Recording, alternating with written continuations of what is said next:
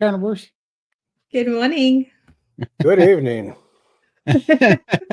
Exactly. A little bit of everything today. How was your guys' week? Do anything Yeah, fun? not too bad. Michael, you go. Just another week for me. Oh, nothing exciting. You didn't go skydiving this week or anything? I wanted to, but they wouldn't let me on the plane. That's discrimination. Yeah, my Man. week's been pretty good. Been busy. Spent the week with my daughter again.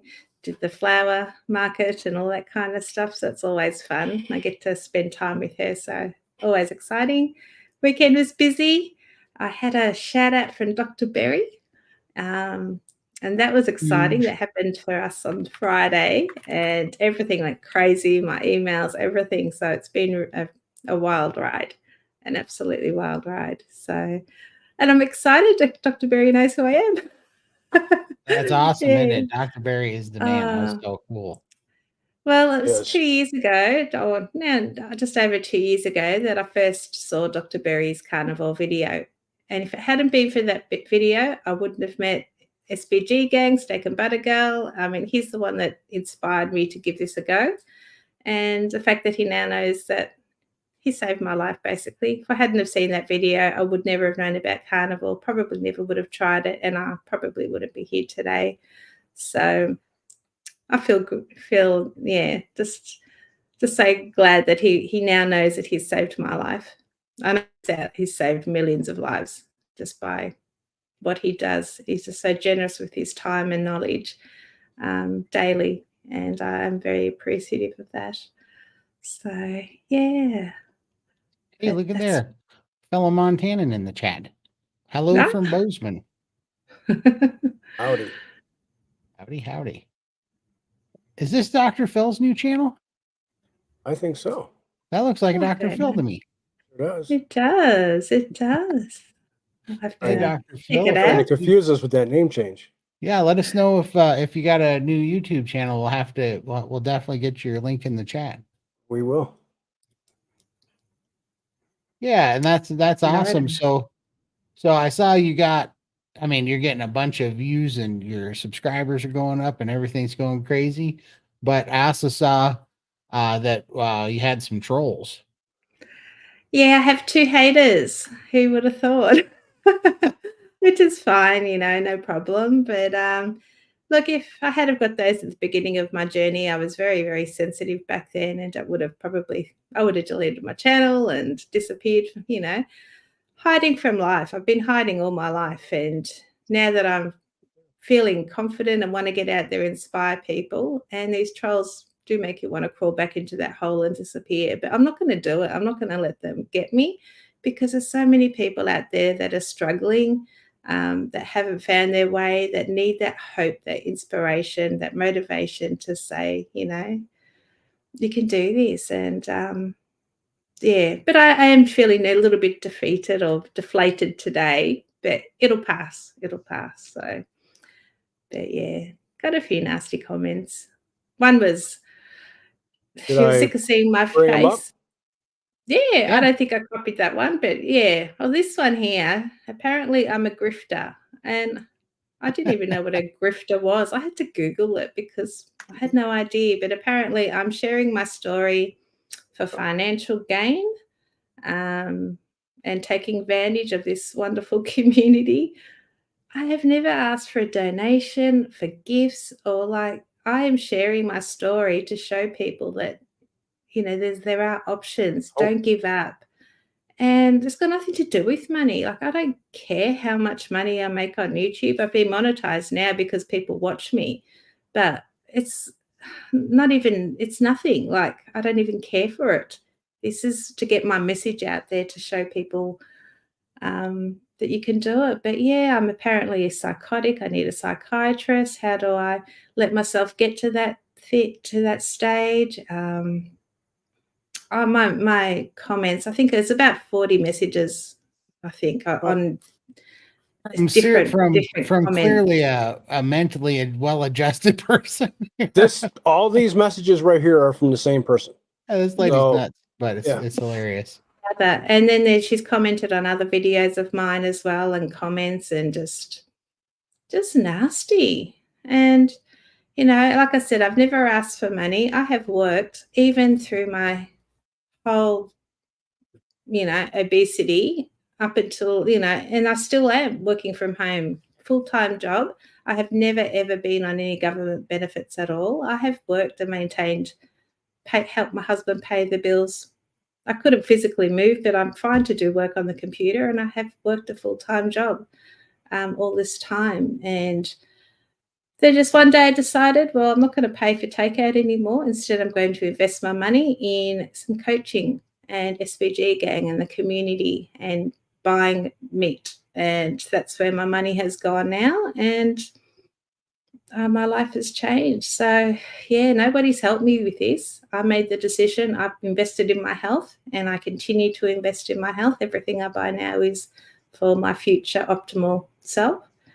And, I just, over to you. Yeah.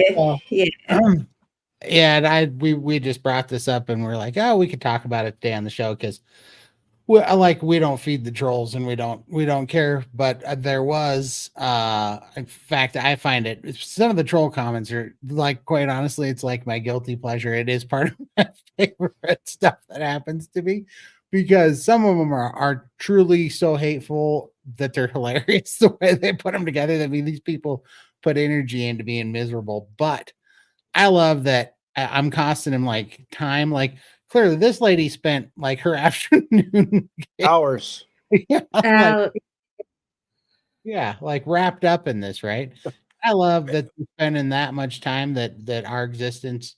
Just check the times. Look at the timestamps. An hour, 54 hours, 45, 42, 41. It's like she couldn't get off the page. I mean, just absolutely living in her head rent free. You are, Lindy. It's hilarious. But I did not the haters so much, the trolls, but I do keep seeing some of the same comments coming up, and sometimes people say them and they're snobby, but a lot of times people are just really curious, or they think they're helping, or whatever. And so I wanted to go over some of those and see what you guys think too. One of the ones that I get quite often is just, how did you get, how on earth do you get to 700 pounds?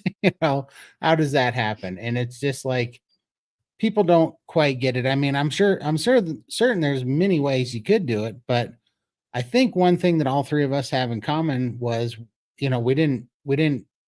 we weren't lean and normal size when we were like 25, and then just all of a sudden start putting it on. We were big from the time, when we were just little kids. We were always big. And that stuff just has a way of piling on. And then especially for me, it was drinking, a lot of calories, because I didn't eat a ton. I actually drank all my calories through soda and sugar. And that was just how, how it went in my family. But I mean, what about you guys? What do you think you contribute most of your weight gain to?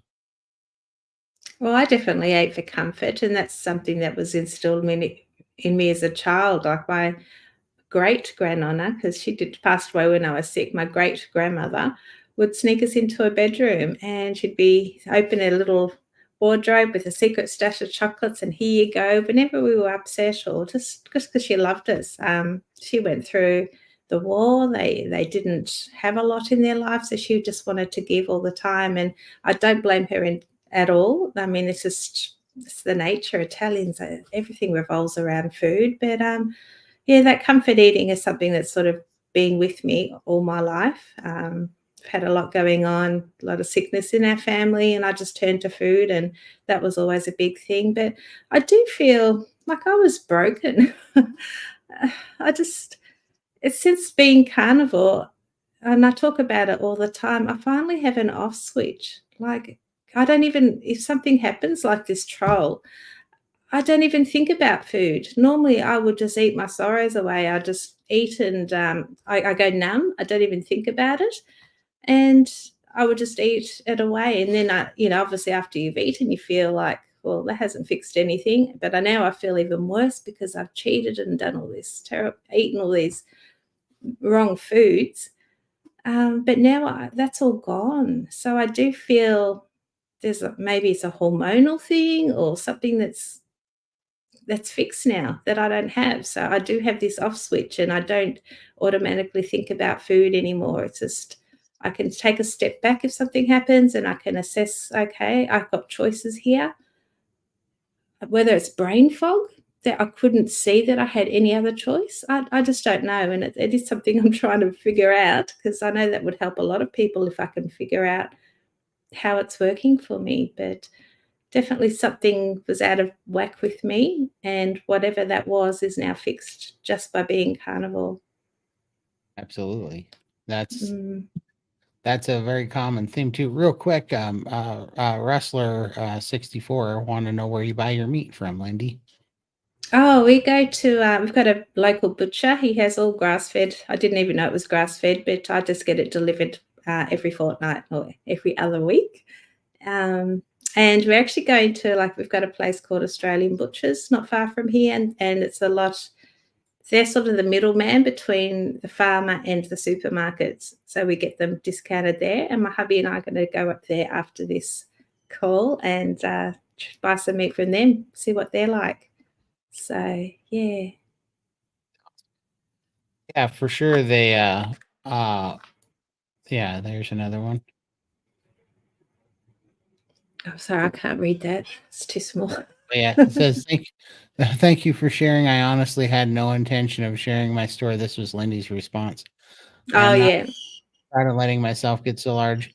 Quite frankly, it's embarrassing. When I heard about Bill Knott, I was in his shoes and decided to reach out and give him hope. I then came across Todd and Michael, both 700 plus pounds, and they too are experiencing amazing results. Our journeys are no more special than anyone else's. Everyone's journey is unique and special, and we all deserve optimal health and happiness. Whether it keto, carnivore, or whatever, SPG celebrates all their focus is on healing, not weight loss, which happens once your body is healed. If needed, I wish you all the best in your healthy journey or your health and journey. Absolutely. That's awesome response. Yeah, And there's no point being nasty, and I haven't had a response to that at all. She's disappeared now, so hopefully she feels better about it. I don't know, but I'm not a nasty person.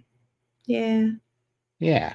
Well, but I wanted to go over how about you, Michael? How do you figure, what if you would contribute your weight gain to one thing? I blame it to one thing. It was a burger that I had in Colorado on vacation in 1978. It was as big as a plate, and the waitress told me if I can eat the whole thing, she'd give me a sucker. And Wow. from that moment on, you can ask anybody in my family. From that moment on, my whole life changed. Wow. I ate the whole thing, and I started putting all the weight on. What's a sucker? I'm sorry. A lollipop. It's a lollipop. I'm not even going to tell you where I went there. All my pictures before that, I was skinny as a toothpick. And as soon as I came back from Colorado, it was either that or the elevation or something. Either I got addicted. It's addiction to sugar is really what it was. But I always teased everybody about the burger. But yeah, I was addicted to sugar and carbs, and the thought of food was constantly in my head. And depression, anxiety, everything. Just it all plays a role, and I'm free from that now. And that's what carnivore has given me, and that's my food freedom. It's not the food. Sure, there's food out there that I would love to have, but I can't have them in my current state. Someday I will, yes, in limited quantities. I'm never going back to where I was. I guarantee you that. I promise you that. Right. Because where I was going back where I was just 8 months ago, it was 6 feet in the ground is where I was going. And it was going to be a double wide, well, actually cremated, but it would have been a double wide grave. Yeah, right. For sure. Well, and then there's the other part to it too. I mean, there's some real things that happen with your gut microbiome, your metabolism when you let it go over time. When you get used to living off of sugar, and you get accustomed to that, your body stops being efficient at making energy out of fat, And so, you end up with a gut microbiome in a system that's built and wants the sugar. You end up with a serious eating disorder and sugar addiction. And all of a sudden, your body's natural signaling gets messed up, especially because you usually end up with a weight problem pretty quick, and then you believe the dogma that fat is bad for you, so you stop eating fat. Your body starts being very hungry, or your hormones get pretty messed up. You stop, you lose your satiety, well, sensitivity to leptin, your satiety hormone, and pretty soon your thyroid glands and your adrenal glands start going haywire. You start getting overloaded with stress and anxiety, and depression starts coming along with it, which is another huge thing. You stop sleeping as good. You are super low energy, so you start getting sedentary. Your body gets heavier. It's harder and harder to move. You try to move, but it's miserable, and so you get more depressed, and this is just a nasty spiral. We've all been, all of us here have been through it, a lot of people out there. But here's the biggest thing, this whole thing about how could you get to 500 pounds? How could you get to 600 pounds? How could you get to 700 pounds? Look, if you look around, it's getting more and more common. That's the real scary, nasty, terrible thing. In fact, let me see if I can find that picture that I pulled up here. Yeah, let's pull this picture up here. Because it's getting more and more common. And 74% of the Earth's population is now, either overweight or obese. And let me share the screen. And it's going to be getting way worse. If we don't get people's attention and show them what's going on here, it's going to be, I hope to not have to say it's going to get common, but it's going to get a lot more common. I mean, look at this. I love this picture here. It says this was the world's most overweight person in 1890. People used to pay money to see him. Sorry, my camera's in the way. Today, he'd just be your average shopper at Walmart. This is what's happening to our health. Yeah, I mean, it's very true. I probably weigh more than that guy right now. Losing 262 pounds, like that guy's, that guy looks like, quite honestly, about 30 to 40% of the people I know on construction sites. You know what I mean? They look a lot like that guy, right in the, where somewhere abouts there, right? And this is very common anymore. And just like that was a complete crazy thing, and now that's completely common, it's going to keep getting worse. It's going to absolutely keep getting worse if we don't do something about it, and if we don't show this process. And that takes me to my second most commented thing from some from the haters, some from the people that just don't understand. But they say they say this all the time. They go, you didn't lose weight because of carnivore. You lost weight because you restricted your calories and you eat less now. And it just makes me want to yell from the mountaintops, because it's like, I don't know how, I understand that you believe that, and you believe the calorie in, calorie out, thermodynamic, BS. But the reality of it is that you got to be pretty tone deaf to think that I got to be 700 pounds and 40 years old, or Lindy got to be, 800 pounds and 50 years old, or Michael got to be 700 pounds and 50 years old. And none of us ever tried a calorie restrictive diet before. You know what I mean? Like we just sat here going, oh no, guess what? We're 7 pounds. I guess we should probably try, lowering our calorie intake for the first time. It's like, that didn't happen to any of us, and so that was another thing I wanted to talk about is, yes, calories don't mean nothing.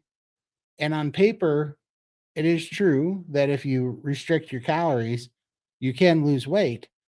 But clearly that's not the answer, because that the calorie in, calorie out hypothesis had its time to work. Man, we've been pushing that for 70, 80 years now, really hard. And how have we done as a society on that dogma? How is it taking care of us? Is it making us healthier? Is it making us a less fat population? Is it making us a less disease ridden and inflammation ridden population by pushing that stupid dogma over and over and over again? Or is it just keeping people in bondage and making things worse? And I think that answer is pretty freaking obvious. What do you guys think? Yeah, well, I definitely think it's a band-aid. Like, yeah, you can reduce your calories. We've all done it before, but why can't we sustain that? Why do we keep failing that? Something is pulling us to keep eating. So I'd restrict calories, I'd do all the diets, it'd last 2 or 3 days, but that monster, the carb monster, whatever it is, it's always calling you. You know, you need to stop, you need to keep, eat something, or I've been good all week. It's time, let's have a treat. There's always something that was pulling us. And then you just fall off and you'd spiral for a month or 2 months and you gain everything back again, plus a little bit more. And that's been the pattern all my life. I have been on diets, every diet. I've had lap band surgery, even that failed. It didn't fix any of my issues. And as I said before, I literally felt broken. A lot of people have got an off switch. They know what to do. They can restrict their food, moderate their food. They can exercise, do all this stuff. Why couldn't I do it? I don't know. But I can now, and I'm doing it, and I'm doing it successfully. 2 years now, doing what I'm doing. Oh, sorry. Yay. So, absolutely. And that's exactly the point. It's like, think back to your other diets that you've done in your past. We've all done so many diets: protein shakes, Atkins, South Beach. We've done them all. Some people did the Weight Watchers, Jenny Craig's, and all that stuff. But doing carnivore gave us the one thing that none of the other diets ever gave us. Okay. And what is that? It's the thought of not thinking of food anymore. That's the key to this diet right here. I don't think about food at all. I think about it at breakfast time when it's time to eat, because I know I get hungry. And then I think about it at dinner time. That's it. That's the only 2 times a day I think about it. No more. Before, it was a constant thing. I could just get done eating, come back, sit down, and then I would know that there was food in the fridge, or that I enjoyed my dinner so much that it would be in my head. And the only way I can get that thought out of my head was to go eat. I was addicted. Just like somebody's addicted to drugs, alcohol, or anything else, I was addicted to it. I did not see that until I got to the other side. And that's what carnivore gave me. Exactly. And like Lindy said, go for it. I often talk about food freedom. I find this a completely freeing way of life for me. I don't have those constant nagging thoughts in my head. I can just eat, turn off, and then live my life, which I never had before. And people comment on that and say, "You call eating meat freedom?" It is. I'm like, well, to me it is, because I'm no longer 800 pounds. I'm no longer I don't restrict my food. I eat as much as I want, carnivore foods, and I switch off, and then I go off and do my thing. To me, that is freeing. And that is your freedom. Yes. Yes. Yeah. There's no better. See, they don't understand it from our side because they never walked in our shoes. I would give anybody a 1 week with the shit that we dealt with all these years, and I guarantee you they won't make it, because they would have no idea on how we make it each day. Guarantee it. How do you get into the shower? How do you go to the bathroom? How do you do all this stuff? They're not going to be able to know it. They won't have a clue on how to deal with it. How to deal with lymphedema that I'm dealing with. Okay? I'll give anybody a week, and no one will be able to do it. I guarantee it. Especially with your lymphedema, Michael, that stuff is really rough. And I agree. And then, playing devil's advocate, these people would sit here and say, well, how did you let yourself get to that point? And it's like, I just want to step back for a minute and listen to what you're really saying. You really think that we sat here sliding off this cliff and we're complacent and we're going along with it because we were just so happy to be complacent and have our heads stuck in the sand to do this? It's like, no, I was telling you guys when we were talking about it, I've been dieting and trying to stop this train wreck from happening since I was like 9 years old, right? Like, I've been trying this stuff, and I tried everything. And the only thing that ever worked until carnivore was starvation diets, like literally just not eating. But those were not sustainable. Eating in moderation, I didn't have any, that was ridiculous. If I ate anything, it just would set off my brain, and all of a sudden, I mean, it was just like a drug addict. Like I had to have more. Your brain was on that stuff 24/7, so it was actually easier just to not eat for days at a time than it was to try to eat in moderation on these, the sugar and this nonsense, and it really truly is an addiction. And we got to stop being so naive when we look at those things. And when you say stuff like, how could you let yourself get there? It's like, what do you mean let? Like that's what's really screwed up about it is, it's something that happens, and yeah, we all had a part to play in it. We were the addicts, we were the ones eating the bad stuff, and we were there, but we also literally knew it was killing us, and we were trying to stop, but we literally could not stop doing it. And what I'm telling people is, and our message is, there is hope, because I don't crave anything anymore. I'm not that person that had that problem anymore, and that had not a damn thing to do with restricting calories. That had everything to do with eating carnivore, that gave us the freedom. So even if you believe in the calorie restrictive, thermodynamic hypothesis nonsense, that's fine. I guess technically on paper you have a point, but the point is I could never achieve that, and I could never do that until I healed my body, had the fats for the hormones to heal my hormones, and then that peace and that strength and that healing and that wholeness even transcended outside of the diet and went into things like nicotine addiction and gambling addictions for me, and healed it. It freed me from it. And that was when I realized these are all very similar things. I was as much a sugar addict as I was a nicotine addict and a gambling addict before. And that's what it really was, is when we're broken, we're like, I don't know if it's, to me, it seemed to always be the anxiety, but it was a way of fixing this chaos and this constant torment that was going on in my head, looking for these compulsive releases to do these things that would make things feel better. It really is being sick. Your body is sick and it's needing something, and you're trying to get it from all these different releases. I don't know. What do you think, Lindy? Oh, the 50 million thoughts went through my head and now they're all gone again. I'm a little bit all stirred up right now. No But worries. yeah, we definitely were broken. None of us chose to be this weight. No one wanted to get here. It just happens. Like you sort of think, I mean, everybody deals with it. My friends, even now they're like, oh, I'm starting my diet tomorrow. I'm starting my diet on Monday. I hear this every day, you know, that they're eating healthy, that they're going to start their diet, and they know how to fix it by balancing their diet, restricting their meals, reducing calories, not having processed stuff. This is what they tell me. And I just nod. I'm like, okay. Like, I don't preach or say anything. They've watched me lose all this weight, but they're still back in those old sort of thoughts. But if it's that easy, just do it. You can't. Exactly. Otherwise, we would have done it. Right. We couldn't do it. I can't see how they're going to do it. And they've been trying for years and years and years, and it's not working because something is broken.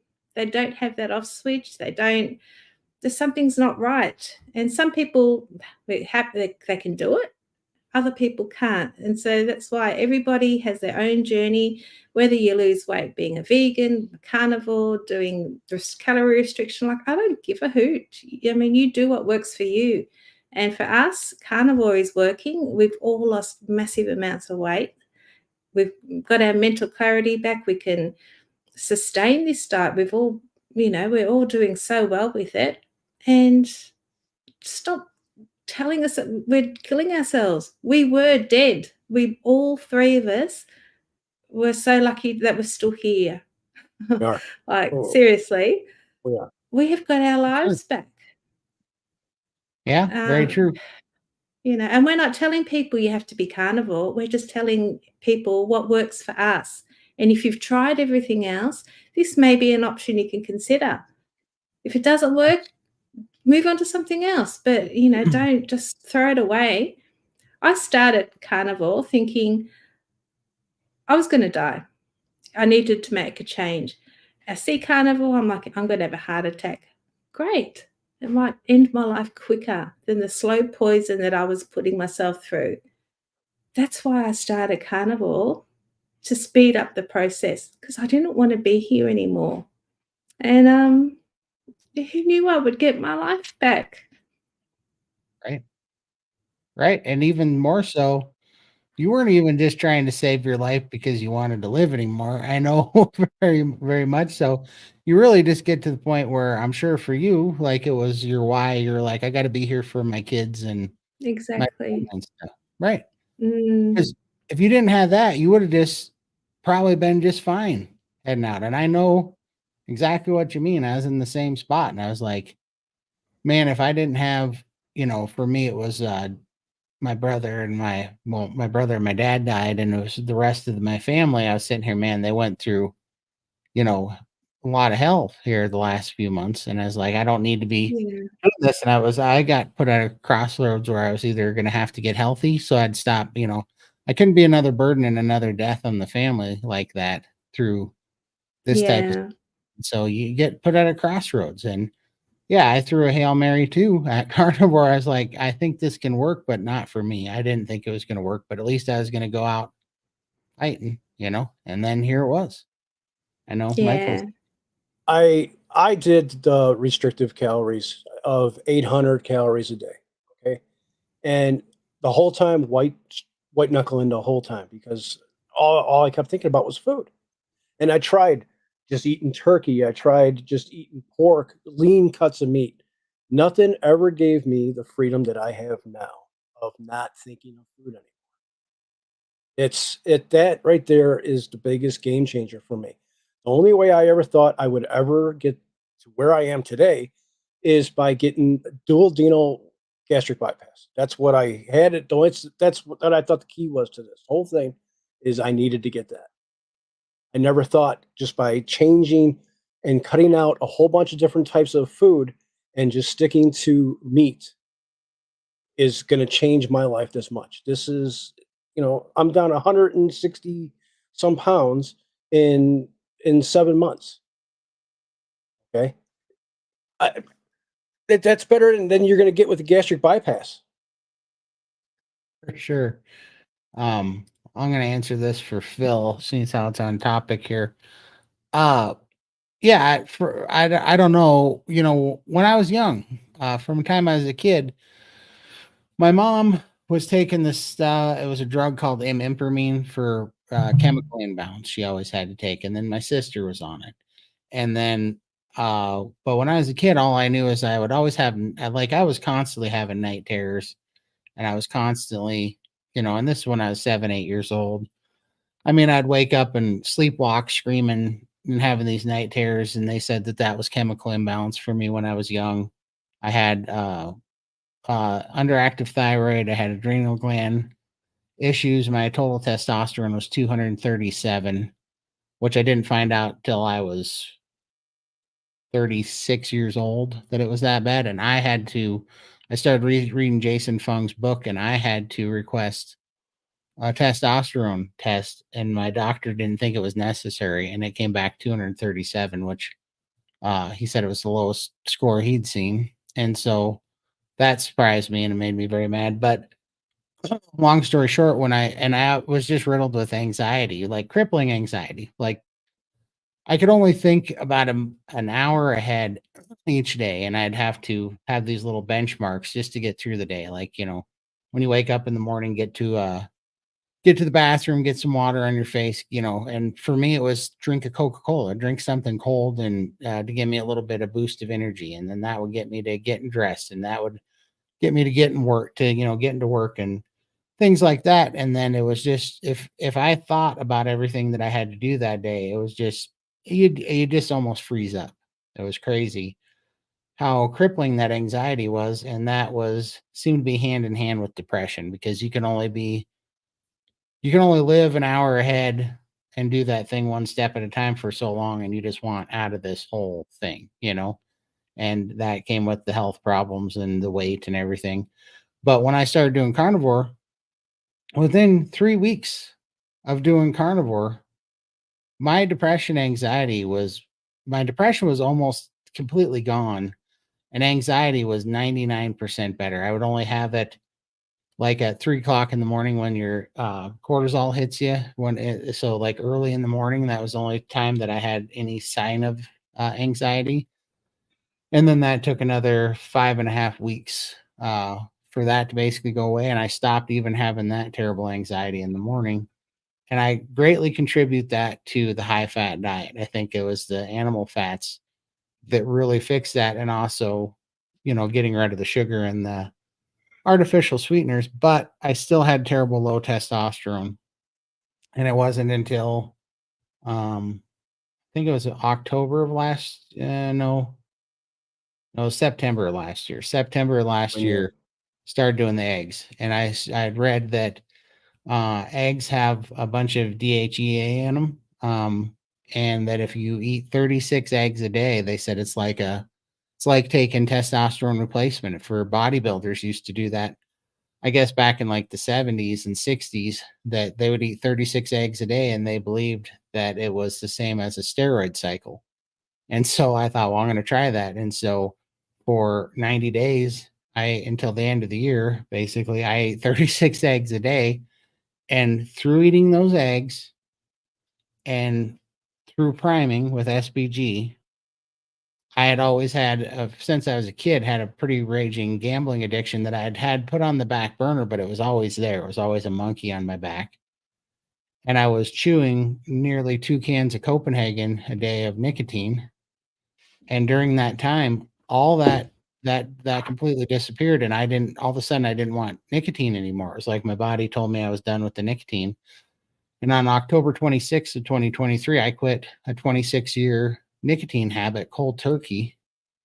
And I was slightly craving it for 13 days, and then the craving completely went away.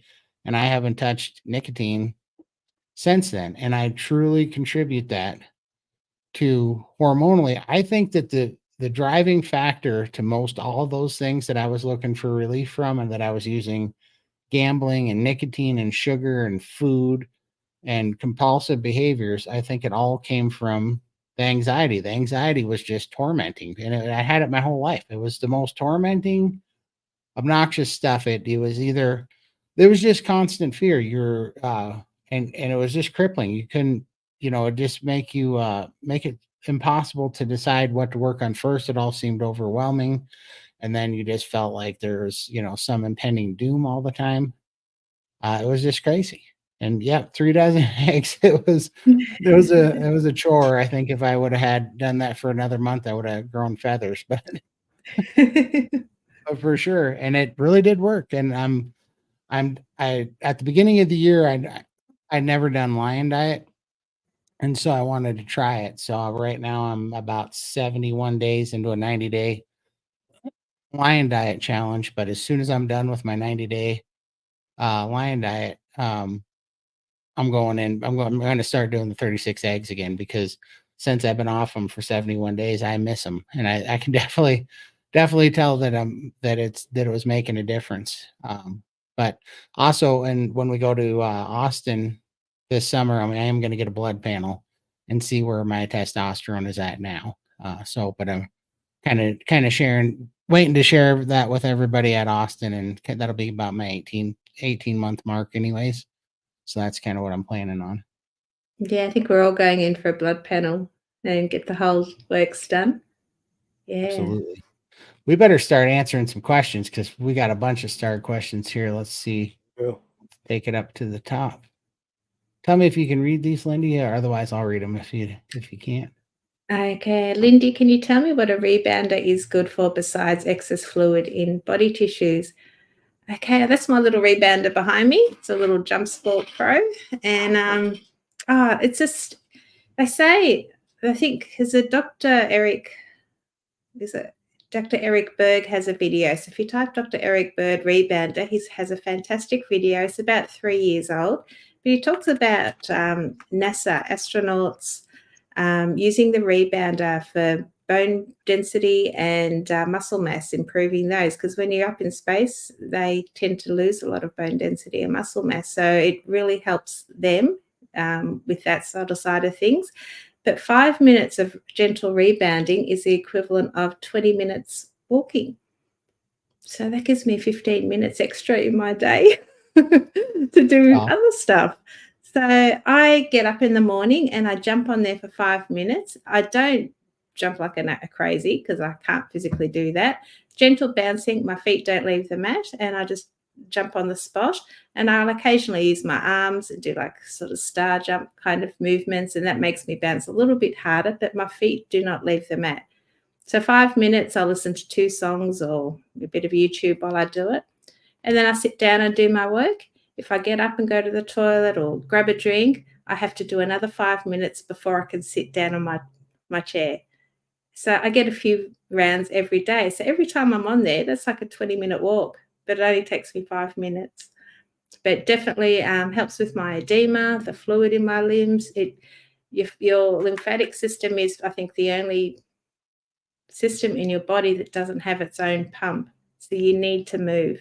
And because I'm sitting here a lot with my job, it's all online based, emails and stuff like that. I don't move a lot. I do have the vibration plate under my desk, which is currently broken. So I'm not even getting movement from that anymore. But the rebounder is helping me big time to pump that fluid around my body.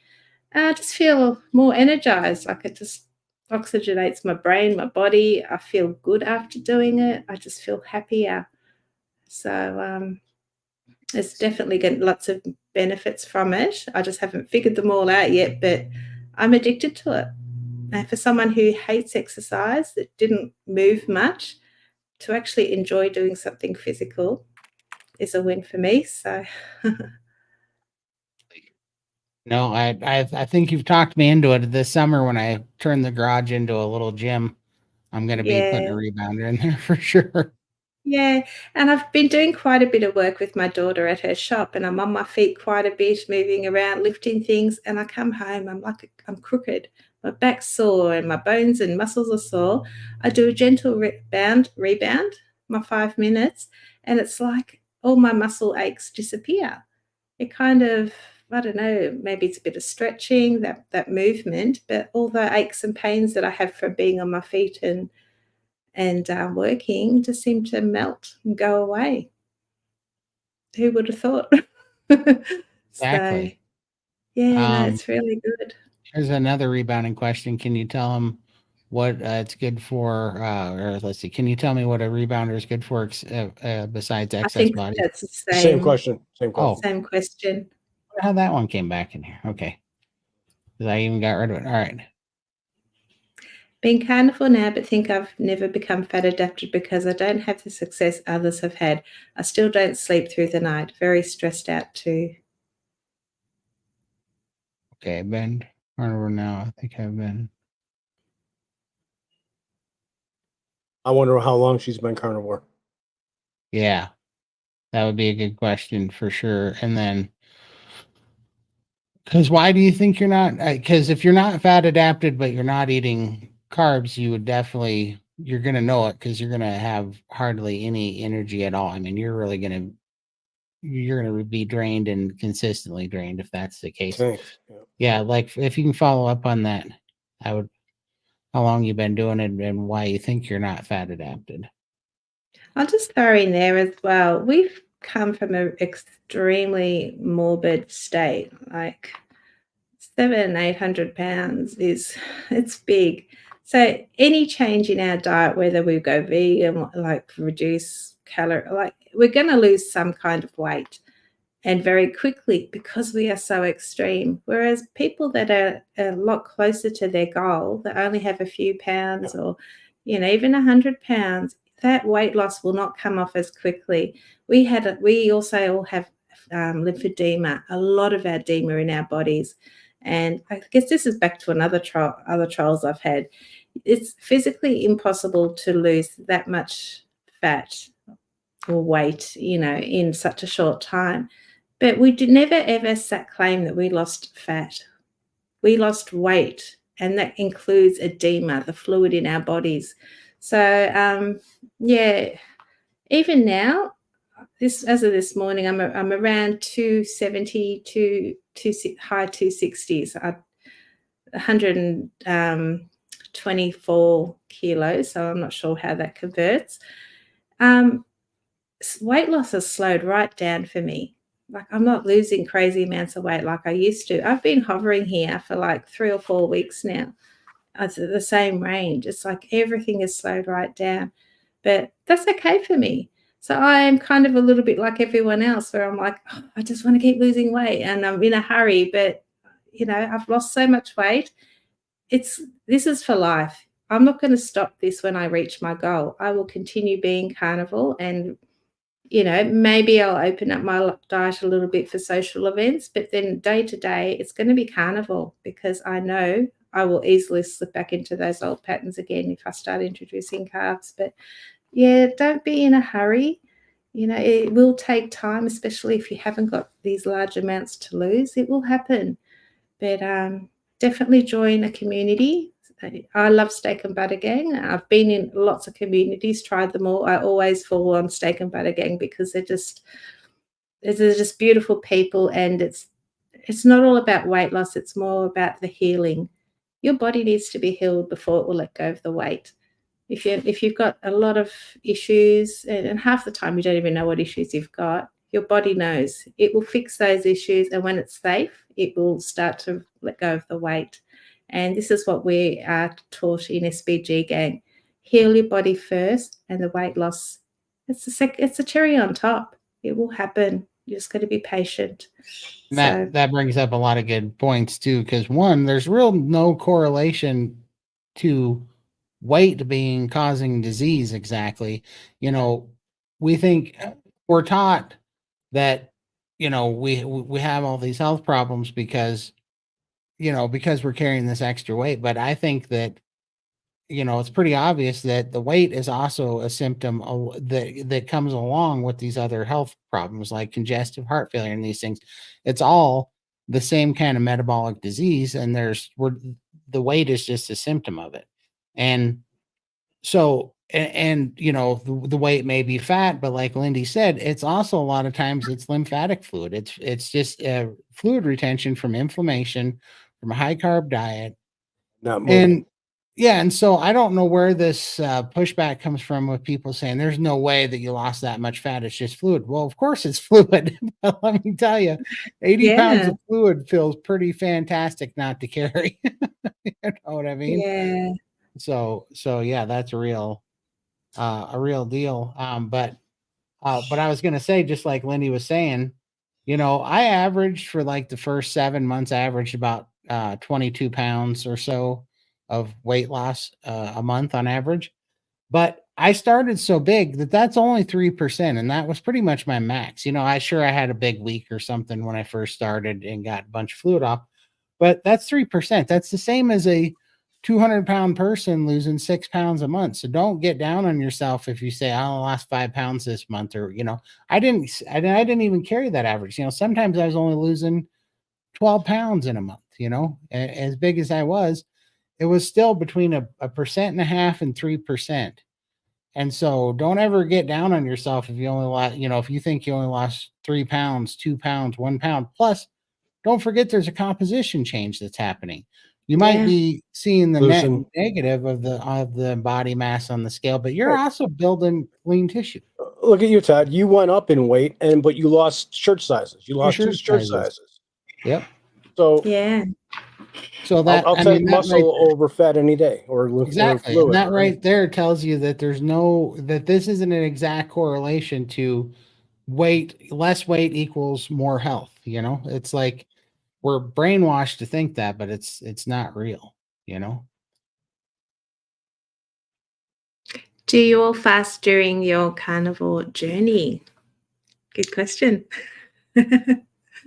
Todd? Who wants to go first? Okay. Michael? I definitely.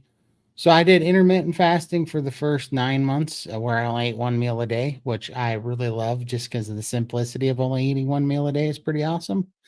But then I stalled because I was under eating. And then I primed, which was great because crazy stuff happened, like hair growing after 22 years of being bald, and my lymphedema getting much, much better. The scaly skin on my legs healing up from lymphedema getting much, much better. My eyesight got much, much better. I got way stronger. I was still having huge composition changes, but that happened. And then once I was getting primed, I went back into fasting.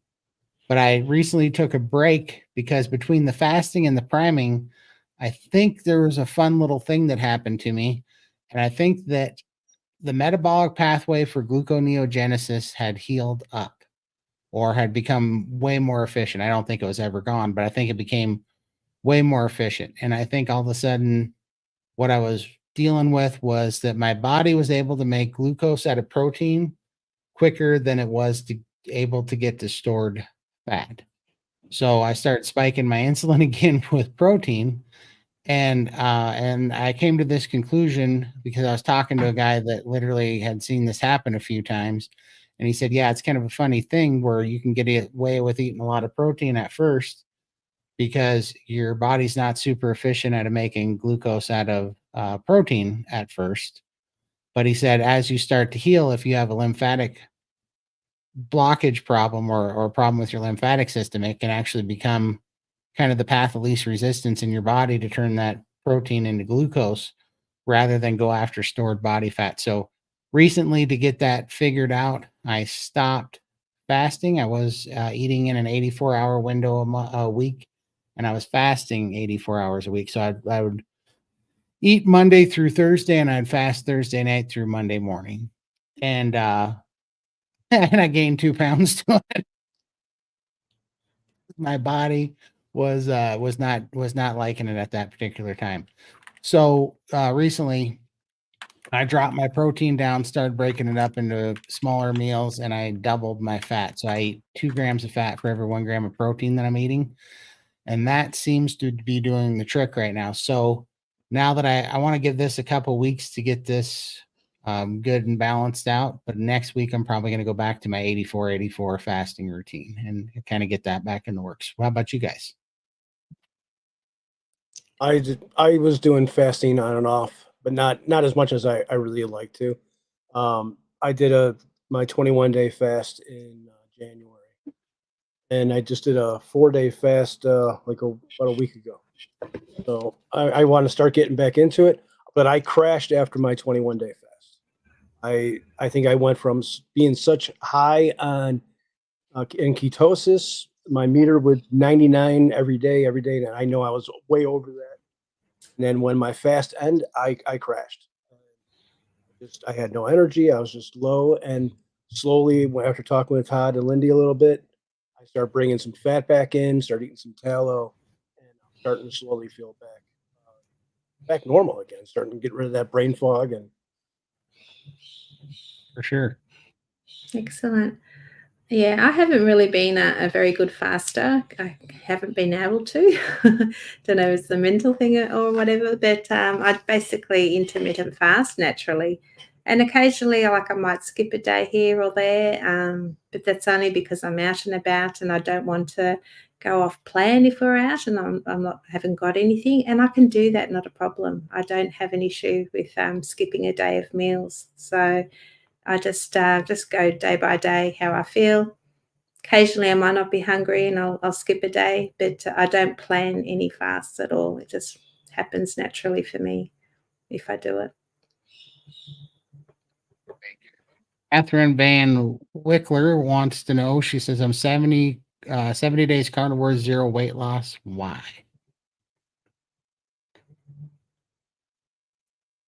I go first. Okay, for sure. One, I think we need to know more. Like, I thought that I was doing like keto carnivore too, but it took me being real strict at first. I had to do BBB&E, and if you don't know what that is, it's bacon, beef, butter, and eggs only. I had to eliminate all seasonings. I had to eliminate all even diet sweeteners, and then I had to eat. With a kind of a purpose and do intermittent fasting. I did a lot of things, some of them wrong, some of them right. But before it made the difference, a lot of the times when I used to think that I was eating keto or ketovore and not having luck, there's a lot of hidden junk and stuff that I didn't think was there. So it'd be interesting to see how clean you're eating, how you much really are. And then at that point, if you really are eating it all very clean and there's nothing sneaking in there you don't know about that might be sabotaging you, then you're very, very likely under eating, because that's the other thing that'll stall you out is when you're under eating real bad. I know it happened to me. Yeah. Dr. Berry has a cool video, and I think it's like 7 reasons or 13 reasons why you're not losing weight. So that's definitely worth looking into, because it could be anything, lack of sleep. I mean, there's so many things. Are you doing dairy? Dairy stalls me big time. Yep. It also gives me a lot of extra fluid that really ramps up the lymphedema and I swell up. So that could be. Again, I wouldn't be focusing on the scales. Look at your composition. Are there changes there? How do your clothes feel? Because I think carnivores are going to be naturally heavier because they've got that extra bone density and the muscle mass. And the fat may be dropping, but you're getting heavier in your bones and muscles. So you could be losing fat, but gaining in that area. So it's not going to reflect on the scale. So definitely see how your clothes are feeling as well. But check out Dr. Berry's video. I think Michael's linked it for you. I am. It's it's actually a Bella video she did with Dr. Berry. Oh, okay. Well, there you go. Yeah, and also check out the SBG gang, the Steak and Butter gang, too, because I mean those guys. If you're struggling with something, I love that it's such a community think tank in there that you get to feed off of everybody else who's having similar issues, coming up with, solving these problems differently, or they're linking actual real life results and trial and error, and coming up with some great solutions. And so if you want to check that out, I think that would be the best thing for you, is having a community. I just posted a link to that. Awesome. Thank you, Michael. Yeah. I have so many questions. You are probably never sick of hearing questions. That's why we're here. Yeah. So I will just ask one every now and then. What type of meat was the most common you ate, and was your fasting routine, and how often? That's 3 questions. Yeah, that's okay. Yeah, I used to eat porterhouse every day. Porterhouse steak. What's that in America? I think it was New York strip. Was it? Oh, porterhouse is a thick T-bone. Your porterhouse, I think, where you were from, is actually a New York strip. Yeah, but I've got an aversion to that now because I think I ate it every day, so I have to eat different meats now. So Scotch fillet's my new one, and I find it a lot fattier and easier to eat. And what is that? I never heard of that before. What is that? Do you know? Say that one more. Scotch fillet. No, I'm not sure. I think when I was looking at it, I was just kind of looking at it. It seems to be it seems to almost be like a what do they call that? A chuck eye steak to me, because it looks like a weird cut of ribeye to me. It has kind of an eye to it in that center part. It doesn't have the ribeye cap that I would see in an American ribeye. So it's it's almost like a capless ribeye. What's it called again? Scotch fillet. Yeah, because the porterhouse has the fat on the outside, but inside the meat is very lean, and I find it tends to get stuck. Whereas a Scotch fillet, it's marbled more, and it's so much easier to get down. Yeah, so I would imagine that that's Very either tender. some strange, that it's a strange ribeye without the cap on it, or it's a chuck eye steak. One of those two. It comes from the 4 corner of the rib section. Well, that'd be a ribeye. Well, it's delicious, and it's very ribeyes are wonderful. Ribeye steak with the bone removed. Ribeye steak with bone. But okay, ask this specific question. Ask if the ribeye cap is cut off of a Scotch fillet, because that's what it looks like to me. Is that it's a ribeye missing the rib cap.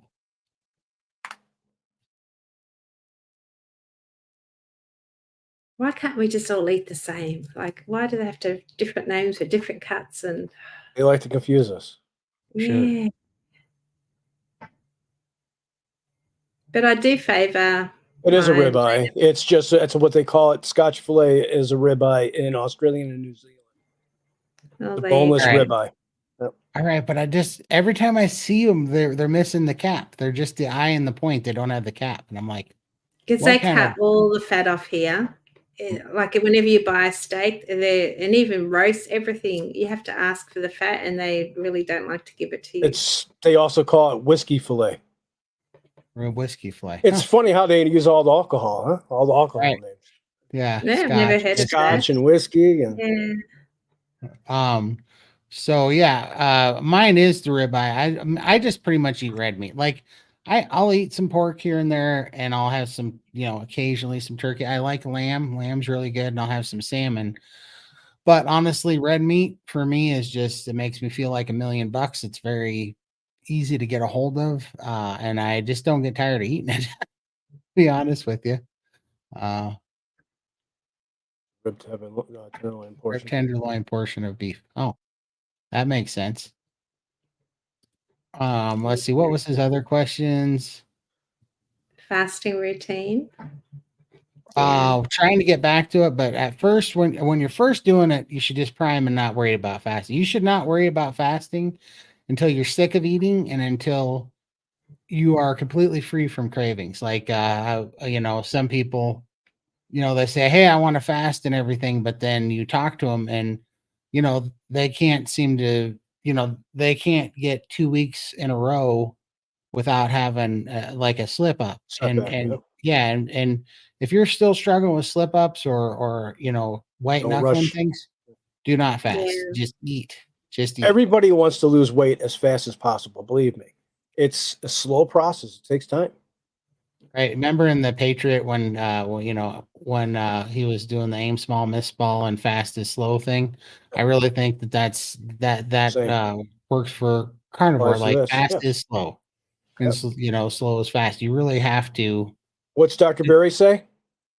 the vitamin P patience. That's right. Patience. It takes Yeah. time. So, but once you're there, my personal fasting routine is I enjoy either OMADs or I like to fast 84 hours at a time. I've done the 36s, the rolling 36s and 48s. For me, I like the 84s then because it's like once you go to the work of doing a 48, you're just starting to for me, I just was starting to get the benefit out of it. Now, this all may change because I was doing that and having a heck of a time getting into ketosis when I was doing it. Now, since I upped the fat, I'm in ketosis all the time. So my mind might change because I haven't fasted since I've been doing this 80% fat to protein ratio. Now that I've been having more fat, my numbers are starting to go back up. I hit a 17 today. You go, Yay. Yeah, that's huge. I've been stuck at 3 and 4.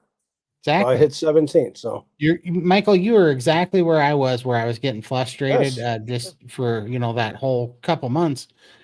And finally I upped it. Yeah, and like this morning I was at a 38 at that same meter, and I haven't been below a 20 now since I've been doing this, and it's like, okay. you just feel so much better. Your mind works better. Your energy level is so much better. It's unreal. I know the only bad part, the downside to it has been I've had so much energy, I've been fighting with trolls online because I feel like it. Before. That was kind of we love funny. trolls. Day 70 carnivore. My blood sugars are better from high 300s to 140s. I sleep better, no cheating, pain way better, zero weight loss. Yeah. All right. Okay. You're doing great. It'll come. Just keep doing. Look at your numbers that you change with your blood sugar. Yeah, 300 to you're 140. healing. That's awesome. Yeah, Just think you're going to get off the meds for that. absolutely. You are healing. Yes, Yeah. it takes time. Have patience. The weight will come. I believe me. The weight will come. Yeah, and just I just had to go, and this is honestly God truth. I want to lose weight. I want to look better. I want to like be able to buy smaller clothes. I want to fit in things better. I want to do all of those things. However, if I stayed the very weight that I'm at right now for the rest of my life, but I still got to feel this good and feel this strong, like I still wouldn't go back. Right? No, I like it's never. still not worth going back to where it was. This is so freeing. I had a troll comment yesterday. It said, "Well, it can't be that freeing if you can't have carbs." And I was thinking, well, I think that depends on where you came from. Like for me, I mean, this means I get to walk again and drive again. So it's 110% that freeing for me, you know. So I really think it depends on your situation. But for me, this diet is no joke. It's a new chance at life. And it's It not is. just freeing, it's a whole second chance, you know. Yeah. Hi, Patty. What are your experiences fasting? Do you, don't you, duration, frequency, favorite, least favorite, biggest hurdles? When does it get better? Do you just get high from fasting? When does it happen? Gosh, well, I I don't mean, fast. Yeah, I don't plan my fast. I just fast intermittently whenever I want. Like it Yeah. just happens, and I don't white knuckle. If I'm hungry, I have to eat. And I think white knuckling and fasting doesn't go. You shouldn't be doing that. But yeah, you go, Todd. You guys are more the faster than me. I've only done the yeah, one 5 days. I mean, I definitely I think that fasting's great, and I think that there's a huge huge motivation for me to do it, which is healing. For it's healing for for my neuropathy, healing for the lymphatic system. I had congestive heart failure, so healing for that, I think I think autophagy and mitophagy is super important. And so I like that, but I still have to put, you know, staying I still have to put feeling good and having energy and feeling strong in front of that. So you really do have to be primed and fed and have proper nutrition and fill this nutrient void that you had probably coming into carnivore like we all did because we all ate the sad diet, which meant we're all starving. We're all deficient in a lot of things, fat and protein and minerals being some of the biggest ones. But once you do some priming, and you might want to check out the SBG gang for that because I think they do it the best for sure. In fact, that they're the original. They got the best plan. Yeah, they have the best plan for it. You can kind of see what we're talking about, but don't put the weight loss, don't put the numbers on the scale ahead of healing. Remember, this isn't a weight loss diet, it's a healing diet where the bonus icing on the cake is weight loss. Put the scale away. Don't worry about the weight. Shoot It'll it, come. put it in the dumpster, put it in the backyard. You have to do, put that dang thing away, but it'll come for sure. I don't plan my fast. That happens when it happens. I eat when I'm hungry, and I don't eat when I'm not. Simple as that. I ate dinner last night at 6 o'clock, and I didn't eat again till 4 o'clock before we start getting ready for the show. Absolutely. 20-some hour fast. Let's see here. Did we already answer this one? Yeah, I think so. Okay, that must be a duplicate. All right. Carnivore is the only way of eating that took away my sugar cravings fast. Yeah, that Definitely. food freedom. Food freedom. Yep, I was gonna say that's the freedom we keep talking about. That's life changing right there. Believe me. Absolutely. Never had it with any other diet. Never experienced it before in my life. Didn't know how bad it was until you become free from it, and you can look back and see the difference. What do you all do if there's no carnivore option if you are traveling or on social occasions? Fast. Yeah. Fast For as best social you can. occasions, I like to eat before I go. Make sure I'm nice and full. And that way when you get there, you can just pick on a little bit of cheese or whatever, but at least you're full, so you're not really wanting anything else. And if you do have to eat, try to make it as carnivore as much as you can. Yeah. And also keep in mind too, don't if something ends up, if you get in a real pickle and you're not in position to fast yet, or if you're not, you kind of haven't developed that fasting muscle, and you do the best you can and it's not perfect, just shake it off. Shake it off and get right back to it. The very next meal, as soon as you can. Yeah, just don't let it spiral. It's the biggest thing. Don't feel like you lost all your progress or your, Don't let it get to you. The depression is going to do more to you than what you just had. For sure. Just shake it off. Eating yourself in. Yep, it happened. You learn from it. You know that those are things. Maybe you do prepare better next time if you can. Like Emily says, have some purse bacon, or whatever. But but if you get caught with your pants down and you kind of have a bad day, just shake it off. That's the biggest thing. Just don't make it 2 bad days. Don't make it 3.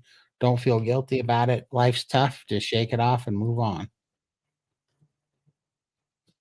Michael, spot on. Today we hosted 8 for lunch after church, and I made an 18-pound beef brisket overnight. We had all kinds of sides for everyone, but I ate only brisket.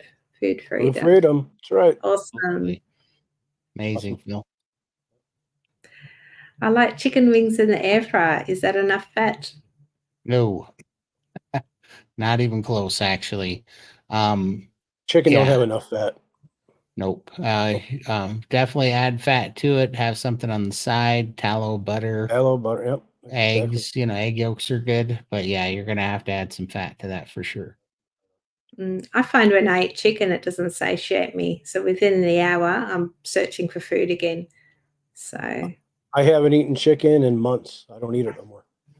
That's awesome. Oh, thank you, Sandra. That's awesome.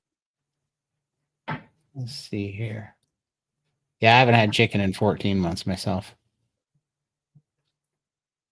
I've never heard of someone so big like Lindy doing carnivore just until a week ago. I have seen someone doing keto, but not that size, I'm sure. I'm not sure what Dr. Now diet was. I think he just does low carb. He says to prioritize protein. But I was surprised to hear Lindy was doing carnivore. Yeah. Dr. Now prioritizes protein, but it's more low carb, so lots of salads and vegetables and protein. And I think it's a calorie restriction too. I think he gives them a calorie count. And it's just like, that's the thing. Yes, we end up eating less calories when we're satiated, when we're nourished after those things happen, when we heal. We do end up eating less because we require less for maintenance, but that's just a maintenance stage. There's so many things that need to happen healing wise through there. And so can you imagine being a malnourished person weighing 600 pounds and then the professionals put you in a hospital room or whatever and then make you starve yourself?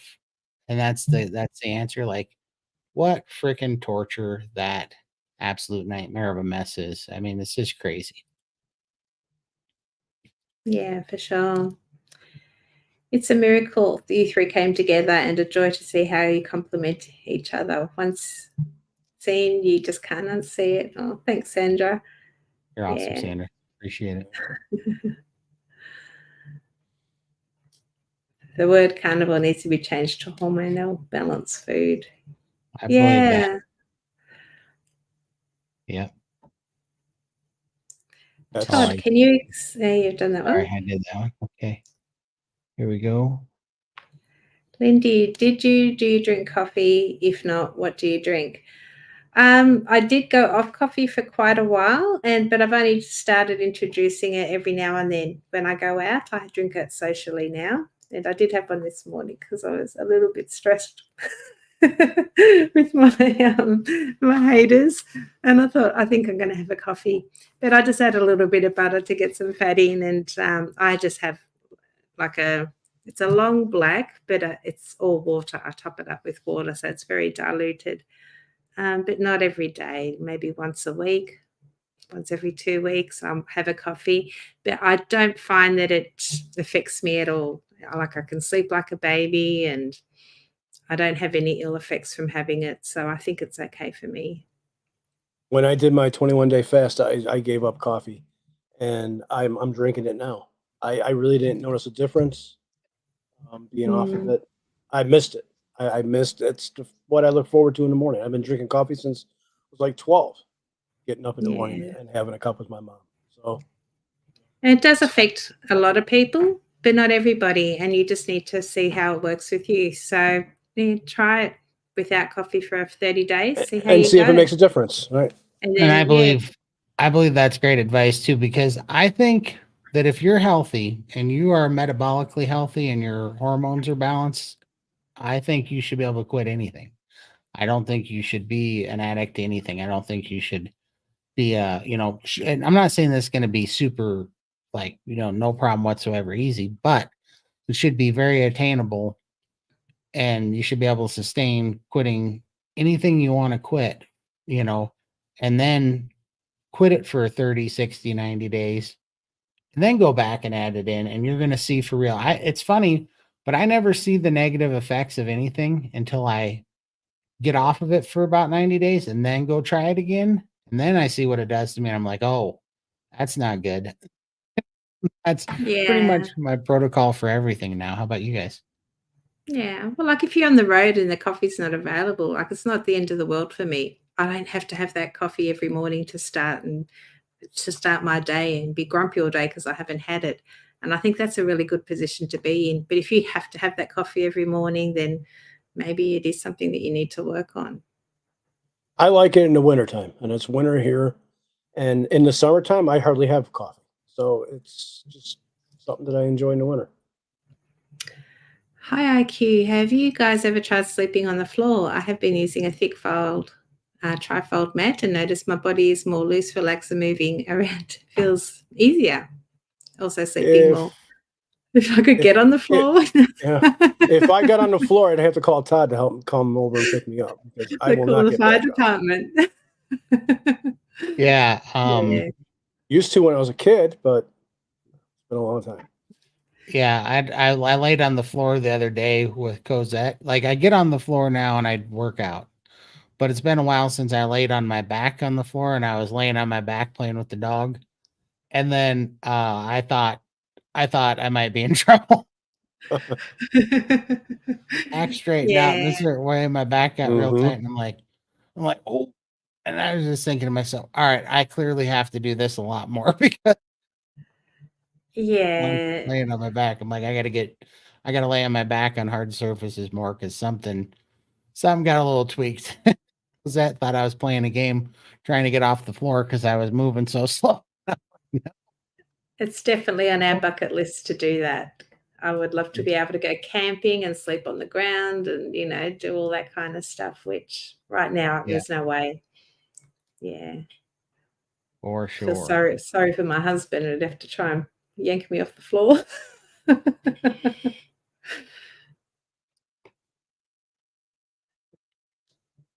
Did you buy eggs by the pellet? I should have. You know what was funny is I figured it out at one time. I'd have to do it again, but I had ate like thousands of eggs through that little experiment. Let's see, what was that? 36 times 90. Yeah, I'd eaten 3,240 eggs, and I was actually more than that because, well, sort of, because I was eating either 36 full eggs or I was eating 45 just yolks, because it was kind of the same difference, and I got really tired of the egg whites. But yeah, I was. It was stupid. I was ordering them at Costco. Plus, I bought 20 chickens so that I could. I mistakenly only bought 20 chickens. I thought that might be enough, but that was before I knew how crazy I was going to go with the eggs. So I was getting some from my chickens, and I was still buying about 24 to 30 dozen a week, and it was hilarious when I would, because I'd always do it through Instacart at Costco, and then I'd always get a message from my shopper being like, "Is this a typo?" That was pretty Yeah. funny. I just get mine from the local farm, and they deliver 20 cartons of eggs That's once every awesome. other week because my husband goes through more eggs than I do. He loves them. He has Yeah, about 9 a day. Yeah. Hi, Phyllis. I have lymphedema and on Weight Watchers. No matter how careful I was, I still had fluid in my legs. With Carnivore, I have no fluid. exactly. Yeah, Amazing. exactly. Incredible. Do you Congratulations find on that. different foods trigger it as well? Be interested to know if you're on dairy. I find Yeah, dairy inflames Very. me. cheese is the Mm, devil. I love it. It's good, but it's not good for us. no. Hi, Stephanie. What are some ideas for hanging on to hydration? Start a carnivore to figure out sensitivities. Too much electrolytes, I can tell, but still feeling dehydrated with headaches. I You're need some the salt. yeah. Here's the craziest thing, right? So salt and electrolytes for hanging on to it for sure.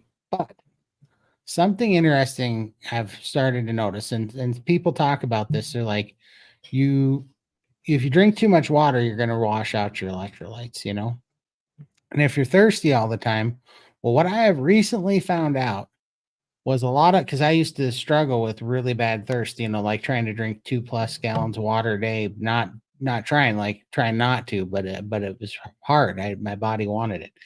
And I couldn't figure out what's going on there. Since I've upped the fat, my thirst has gone, like, been more than cutting probably a third to sometimes even a quarter since I upped the fat. And what I realized, because I was listening to this guy and he goes, no, when I get really dehydrated, I was talking to him and he said, I have to go eat a really fatty meal. He goes, when I get really dehydrated working out or out in the heat, he said, I actually have to eat something because you'll want to down a bunch of fluid, but that'll start running through you and you can actually wash it out. He said, it's actually more important to eat a really fatty meal.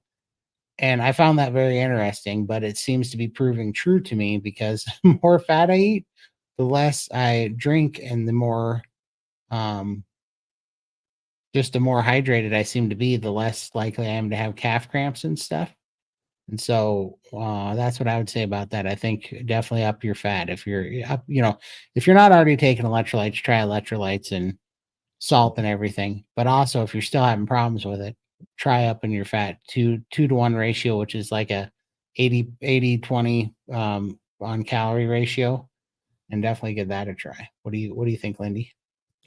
Oh, I've never been a drinker. Like, this is my bottle that I got yesterday morning, and it's been 24 hours, and that's all I've had to drink. So I just don't drink. No, I never. But even before Carnivore, I never drank. I'd go all day and not drink anything, and yeah. So I can't really help with that one. Do they sell trampolines, minis for heavy people? Yes, I think this is, 600 or 700 pound capacity, the Jump Sport. That's why I got this one, because I wanted something that was heavy duty, because I still do have a lot of weight and a lot of loose skin. And it does have different settings on it, so you can make the bands a bit tighter as well. So very sturdy. But yeah, I do recommend this one. I did research for about a month. And this one comes fully assembled. You just screw the legs on and it's done. Others, you have to assemble. It's, a lot more difficult to stretch those bungee cords, and it just looked too hard for me, so I stayed away from those ones. A little bit more expensive, but I know it's going to last. So, what number you got? Jump Sport? Which 390, I think it was 390 Pro. 390 Pro. I just want to see what the weight capacity is on it. Yeah, they do have a collapsible version as well, so you can fold it in half and throw it under the bed or take it traveling, but mine doesn't. I won't be taking it anyway. Did any go ahead. Sorry. Go ahead. I was just going to read this. Says, did any of you know do the 3-day sardine plan? It was big last summer in the States, was supposed to set you up for starting a fast. I did 1 day, and that was enough sardines for me. I think I only had the two tins in the day, but I'm not a big fan of sardines, and I just thought, I don't think I could do this another 2 days. But that's the thing, there's so many fads that come out, and it's just like, you want to do it because you're desperate to lose weight, but all it did was just throw me off my track, and it's just changing things too many times. It did my head in. Yeah. I just listen to my body now. I don't worry about the fads and the too much fat, not enough fat, too high protein. I just do my thing. If I feel like steak, I eat steak. If I feel like butter, I'll add butter. Some days I don't feel like butter. And I just go by how my body feels. And I find I'm getting better results now. And I'm not as stressed anymore. Because I was always wanted to know, how much protein should I have? How much fat? I wanted everything to the gram, and I've been measuring things. And I've thrown all that out the window, and now I'm much more relaxed and things are happening. So, yeah, I never tried it, but I did for a long time until I started doing the lion diet. I did eat a can of cod livers. Yeah, every day. So, and I do believe in the omega-3s and the cod livers. I think it's one of the best sources of it, and I think it does set you up for that for sure. In fact, I think that's one of the reasons I got to thinking about it, being when I stopped getting the eggs and the cod livers online. I think that's why my fat really went downhill. Yeah. I still have yet to try cod liver. I got to get some and try it. They're good. yeah, can we try some in Texas? Yeah, I'll bring some. Bring a tin. Yeah, bring a tin for me. Sure, I'll give I it a will. go. I haven't actually seen them here, but Sounds like a good challenge video. The Aussie tries cod livers.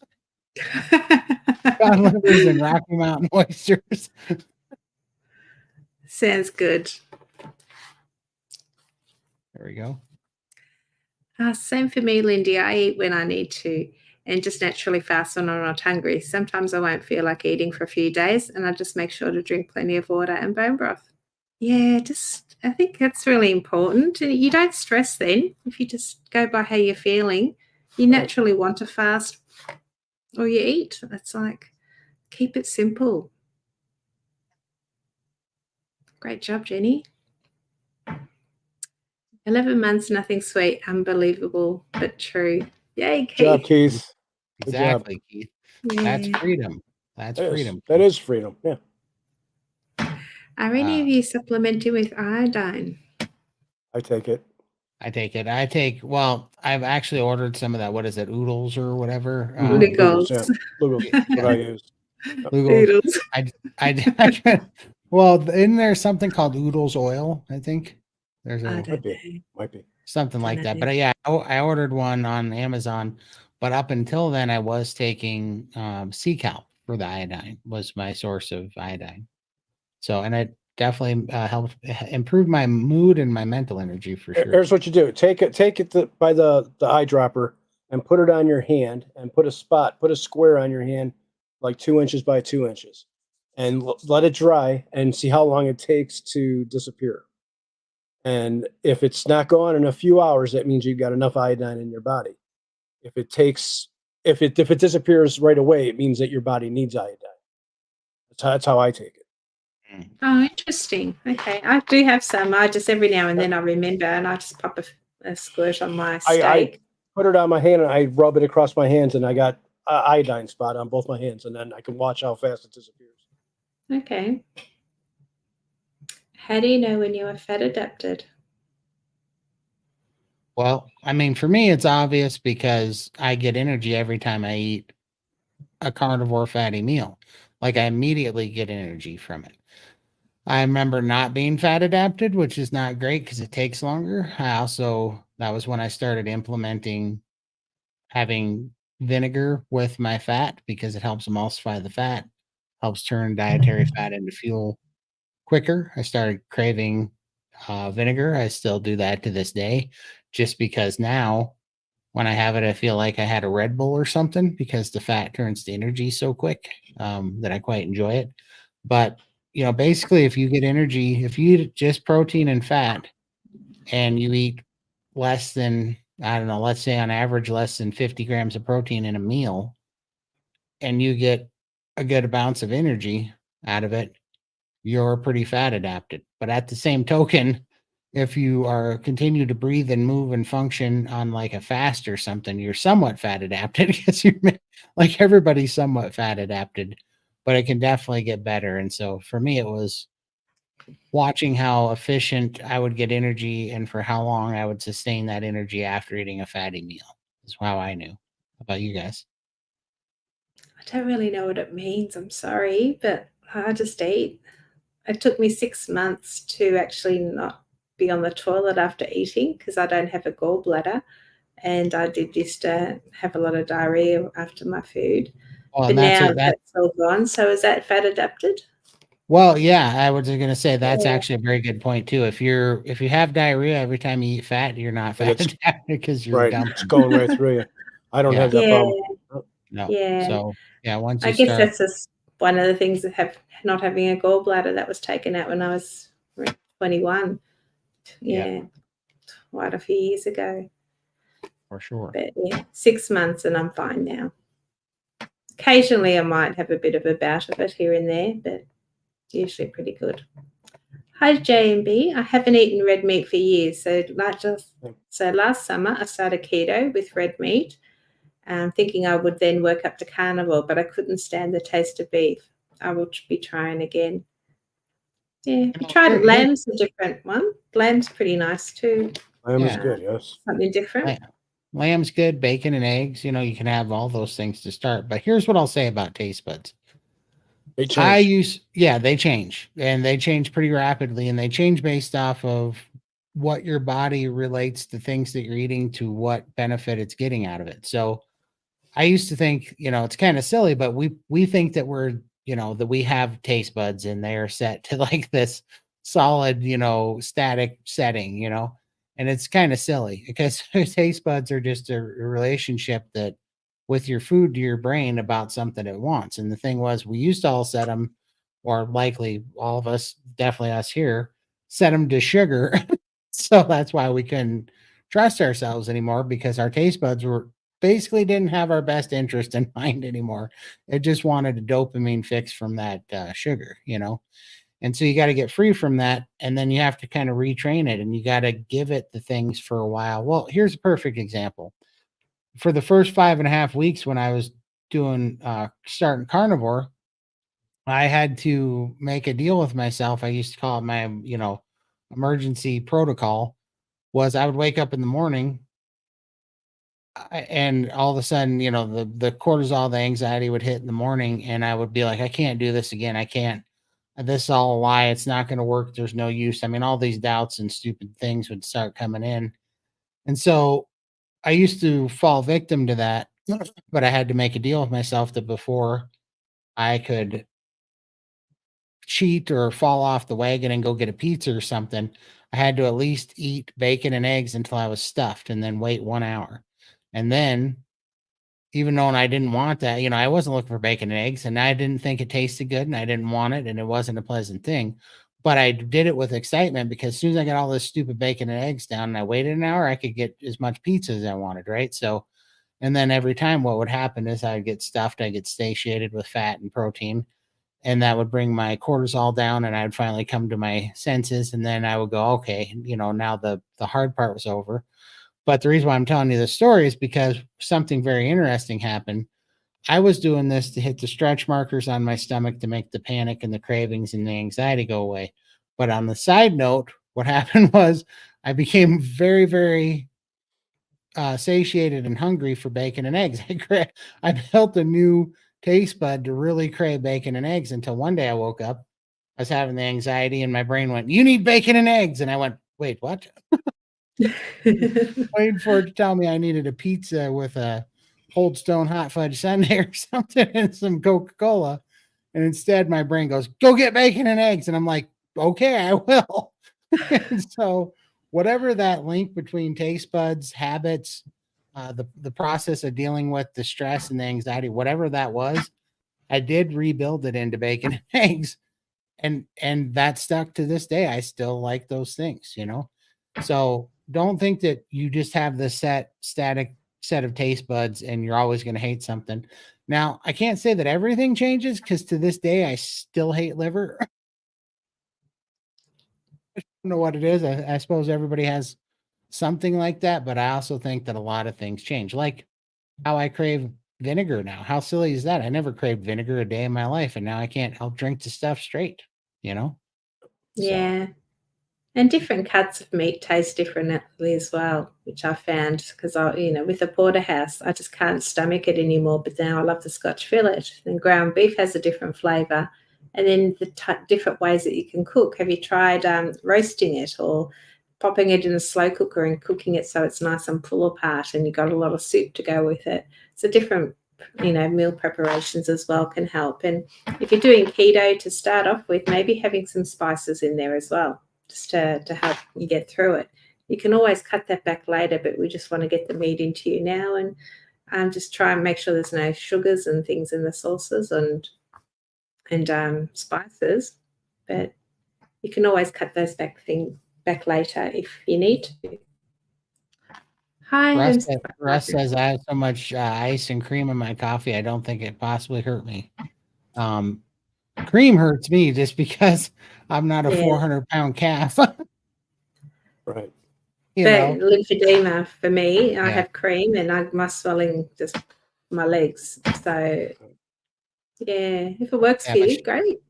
Shout out to Homesick Buckeye. You guys go check out his channel if you guys are haven't subscribed to him or yet. He's got an awesome channel, man. He's a good dude. All right, let's see. Had to I drop had to. coffee a few years ago. Oh, sorry. Go ahead. You go. You can go. You're right. I dropped coffee a few years ago because I have 3 tablespoons of sugar with it at 8 to 10 cups a day. A lot of sugar. Wasn't going to work out well for Yeah. me for sure, man. It's funny how some of those things are catalysts for those cravings, right? The weirdest things, that like you can't just separate the two. So it's best. I think that's definitely that talk about, moderators versus abstainers. Certain things that we're so addicted to, having them a certain way, definitely have to just abstain. I drink my coffee black. Hi, Sarah. Anyone ever had goose meat? I understand it's like red meat. I wonder if it's much healthier since they eat more grass than chickens and ducks. I've never had goose meat. I never have either. You will Interesting. now, right, Todd? Thinking about it. We've got a little pond at the end of our street, and there's about 6 wild geese that sort of hang around there. And they've actually got a goose crossing. So when they cross the road, you have to stop the car and let them go across. They're so cute. Lindy, here's what I'm going to do. I'm going to message Scott for you right now, your husband, and tell him to go run down there. And you can have one for dinner tonight. No. Let us know how it is. Funny story about that, actually. I was working in a town over as an electrician. I was wiring this cabin. And this guy, it was like one of those cabin kits things. And I was not happy to be working on this house because this guy was like a do-it-yourselfer and he was wasting our time pretty bad because he would only build a little part of it. And then he'd want us to come in and wire this little part. And he was staying in the cabin that we were working on because he'd moved up here for out of state. And it was kind of a nightmare job because I kept getting called over there. Normally we like to just wire a house and wire it for 3 days, 2 days and rough it in, get out, come back and trim it out. Well, I'd been to this guy's house and he would literally build the wall. And so it was rough. But anyhow, him and his kid were staying there. And not to forgive my candor, but I was not in a good mood and I was on the standard American diet back then. So I didn't have good stress coping skills. And they live next to a pond full of geese everywhere. And these were big wild geese and they were territorial. Mean little shits. Yeah, there's one of them. And every time I'd walk out to my truck, this thing would just peck and flock the crap out of me, just beat the crap out of me. And I was getting tired of it and I'd push him off and I'd slap him. I thicked him on the beak a couple of times and was flinging him out of there. And, I was working in the house and I had to go get some a fish pole out of my truck. And the dad had gone to pick up his kid from school. He goes, I'll be back in a little bit. And I was working. It was almost the end of the day. I was about to get out of there. And I had one last wire I had to fish in his log cabins. You had to drill these wires up through these logs from down below. And you had to use these fiberglass fish poles. And my pole wasn't long enough. So I had to go get another fish pole. So I went out to my truck. And while I was in my truck, this dang thing snuck up on me and it goosed me right in the butt. And it hurt real bad. He got all the flesh on that little pinch. And just out of a natural reaction, I flung my hand around like this and I ended up catching him on the neck, just like this. And I went fink like that. It was just like a natural little thing that I did. Yeah, I broke the little dude's neck. And I was holding him by his head and he was flopping. And just then I heard crying and I looked over and that customer with his son. And his son saw me break his neck in front of him. And I was sitting there holding him while his little wings were flopping. And I dropped it. And he was flopping on the ground. And that kid started crying and took off and ran in the house. And the dad was like, what was it? And he had to go chase after his boy. And I felt pretty bad. And I had to go in there. And I was like, that goose literally goosed me. Wow. Kind of snapped and I wasn't trying to hurt him. I just grabbed him and I went to kind of fling him, but I just caught him just perfectly. And when I was flinging him, I was like, oh no, that was dear. so difficult.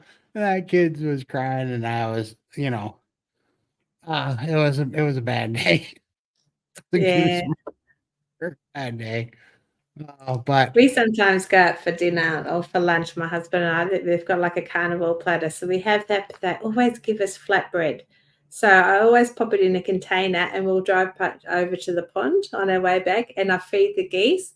But there's one of them that hisses at us, like he's really nasty. So I don't get out of the car. I just sit in the car. We open the window and I just fling and feed all the ducks and the geese. And they come right up to the window. And some will actually let me hand feed them out of my car window, but this other one will come and bite them on the butt. Like he's nasty and he hisses. So I have to throw bread right on the other side. So he'll go and get that one, and then I can hand feed the other ones. But there are a few nasty geese, but yeah, wouldn't want to wish that on any of them. Keep away from Todd. Just don't goose Todd in the posterior while he's working. Yeah. You'll be fine. I add 2 egg yolks, butter or ghee, and collagen powder into my coffee. So that's a carnivore latte or something? Isn't that what they call it? Yeah, here it's really nice. See, I wouldn't have it because I would want it every day. That will become a new addiction for me. So, but yeah, good job.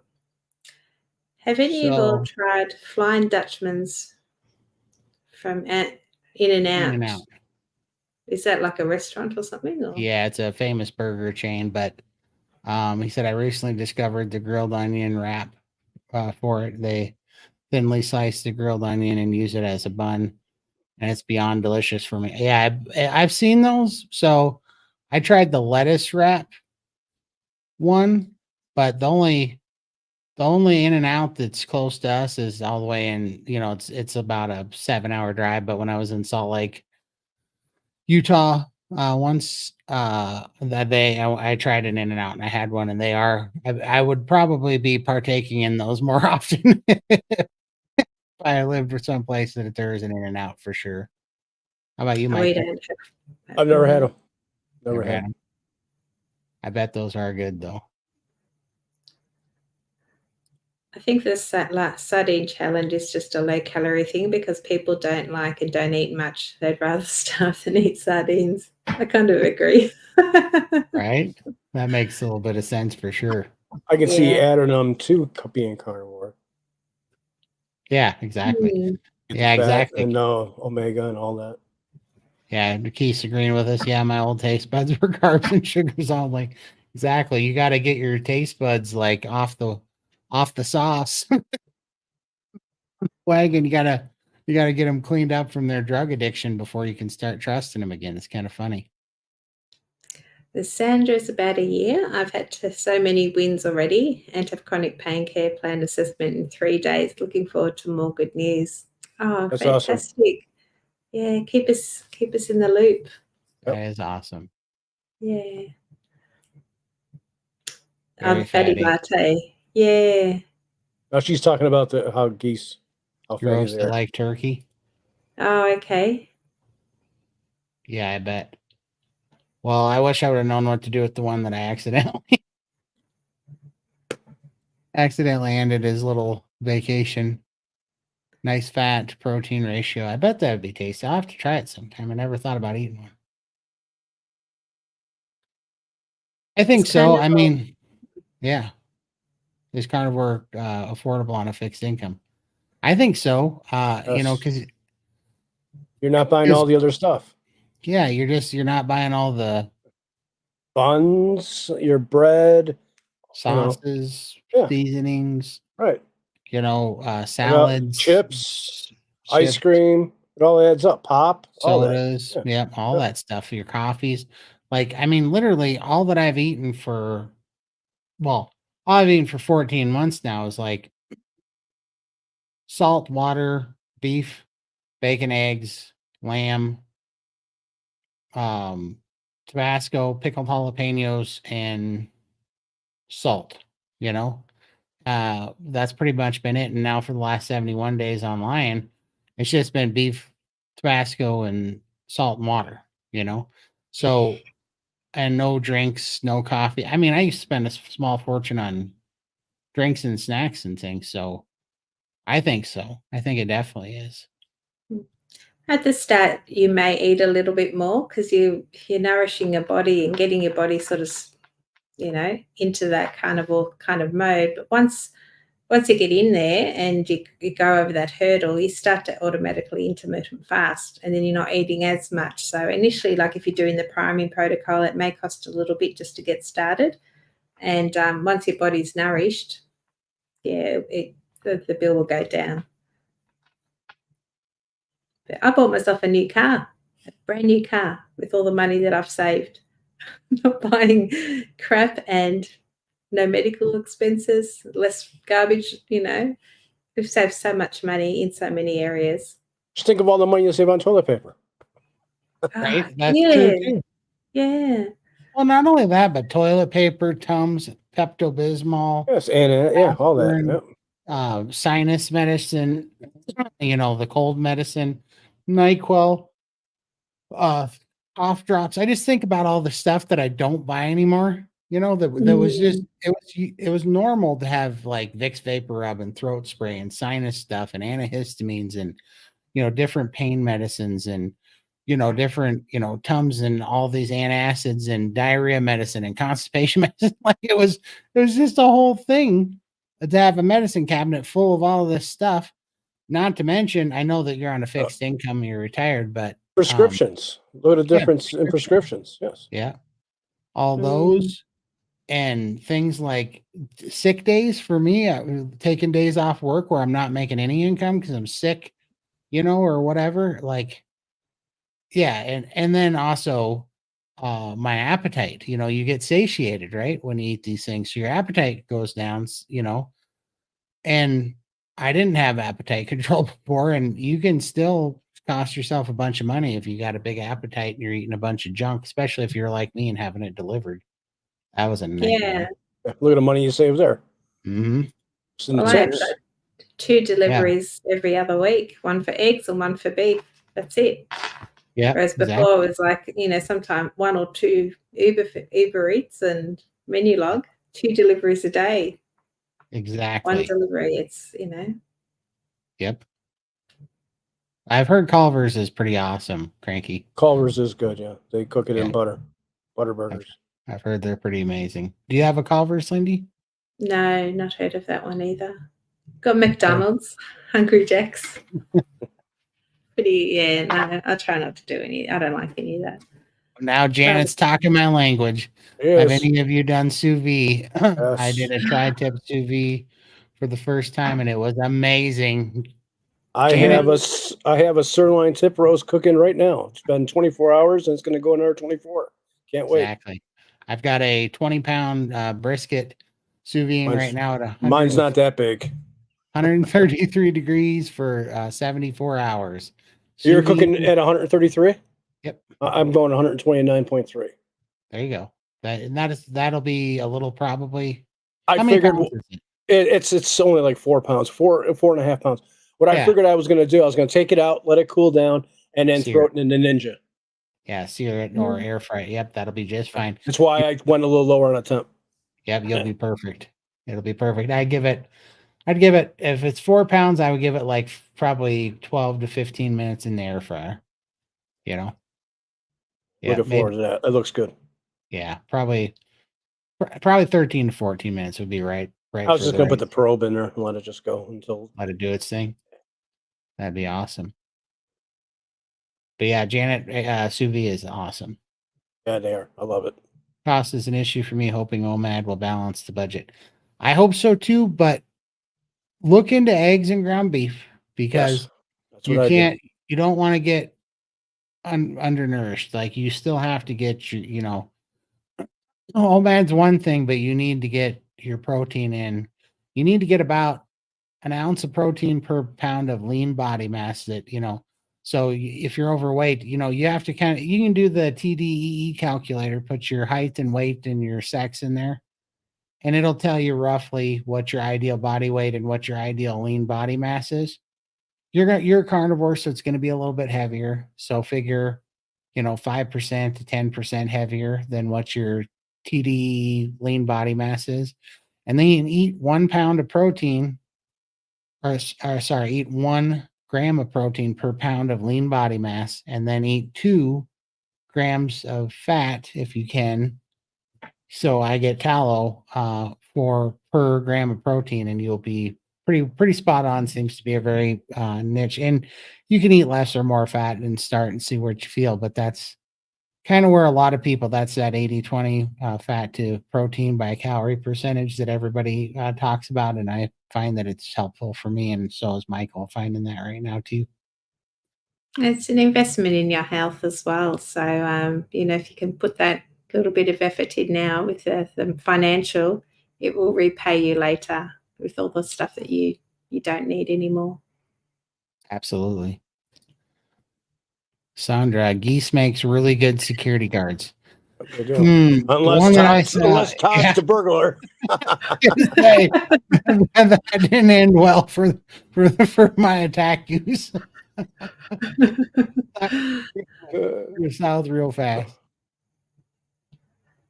Yeah, 6 patties of 2 slices of cheddar is less than my wife's fish dinner, and it's especially great if her mum is buying. There it is.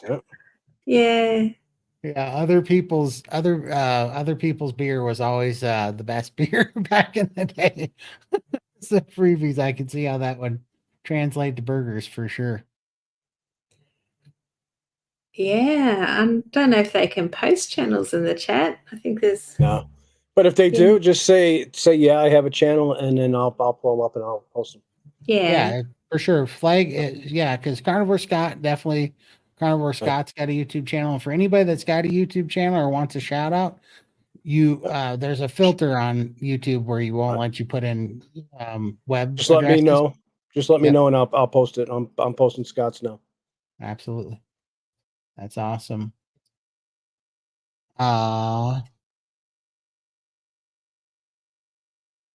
There you go. That sounds delicious. Cranky, are you in Barry's PhD? I feel like I saw you in there, but I couldn't tell. I was gonna ask you about this crazy lady talking about freaking shop pay and what a conspiracy theory it was when she was buying her beef jerky or something. Took up the whole conversation, and I finally tapped out.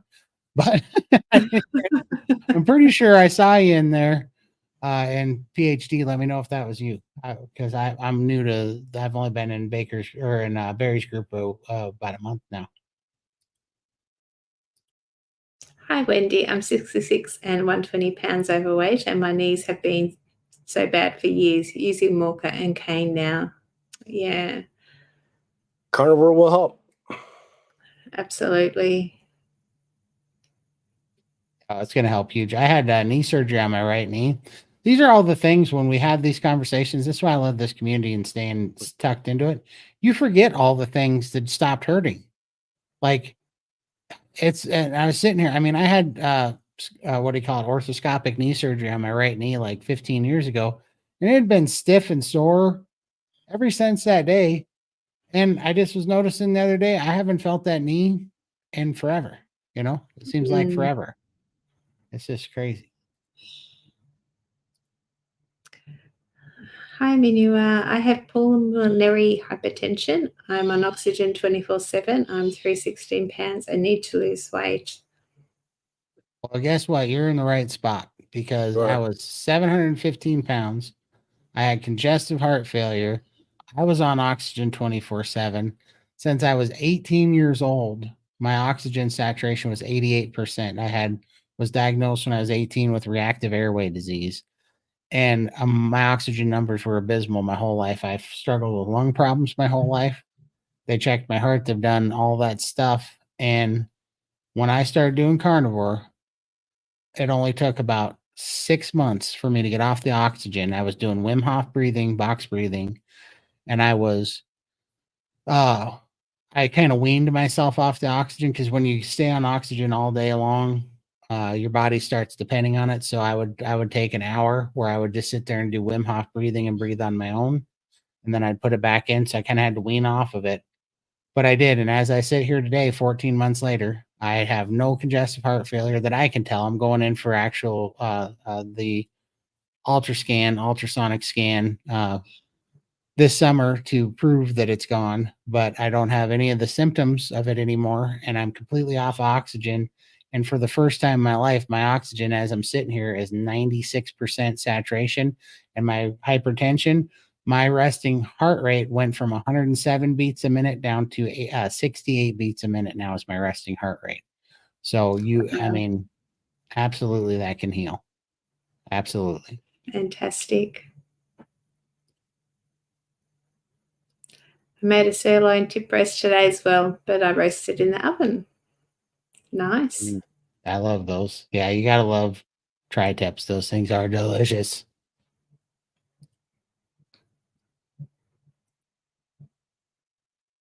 Yeah.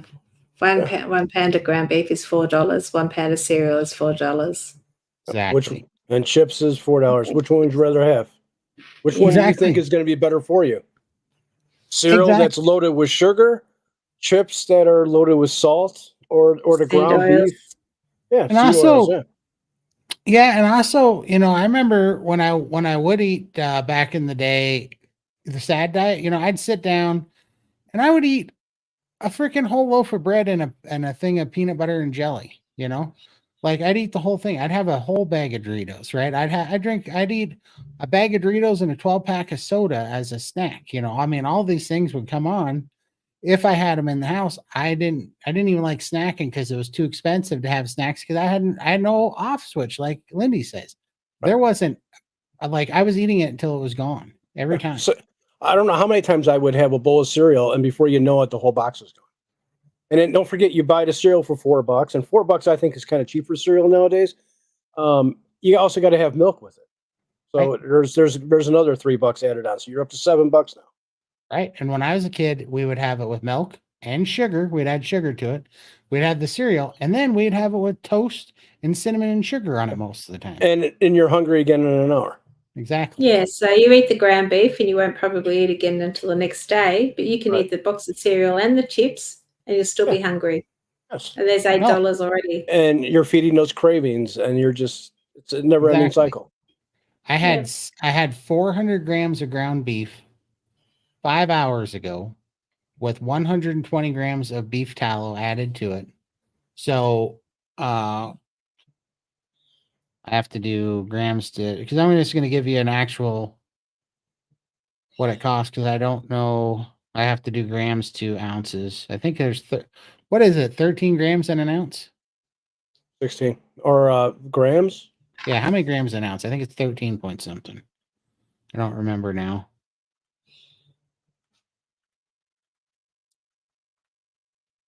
Uh, 1 gram is 0.3 ounce.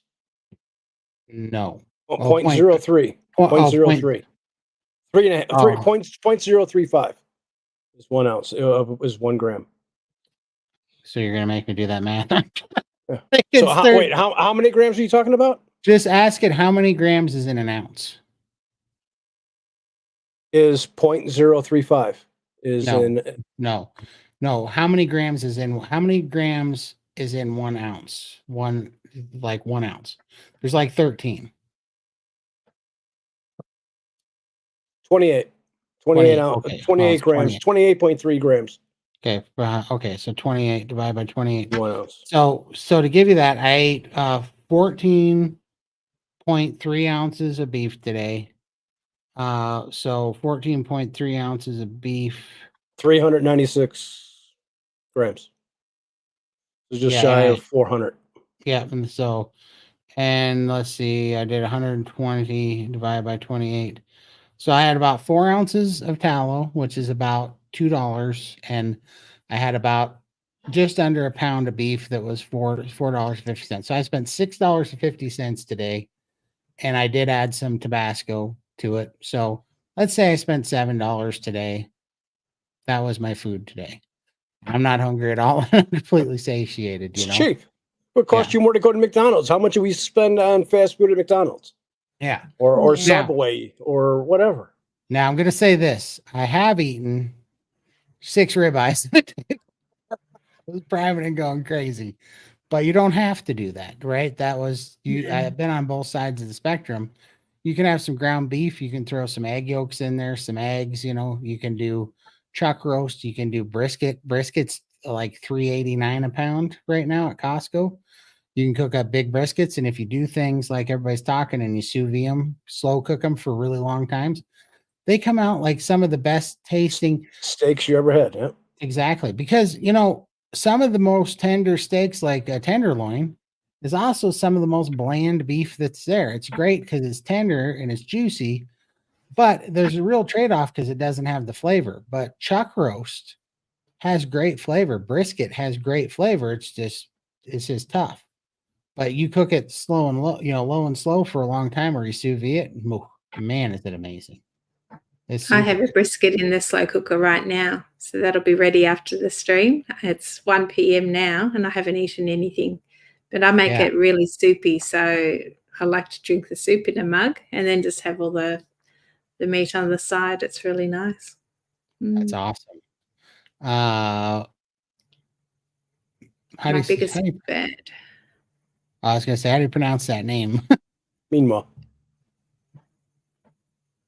Yep, my biggest bad habit is drinking soda.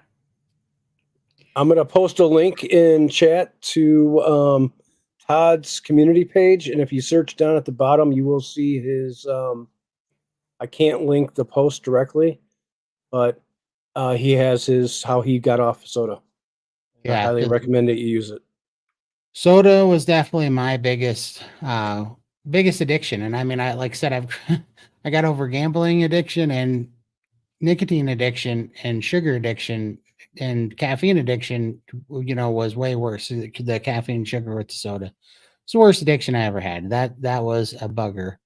And yeah, the link Michael's put into the community page, if you go down there, you'll see a lemonade drink that I used to wean myself off soda. I've since used it. My mom used it. My sister used it. And we all found freedom between this and Carnivore to get off of soda. So I definitely recommend you trying it.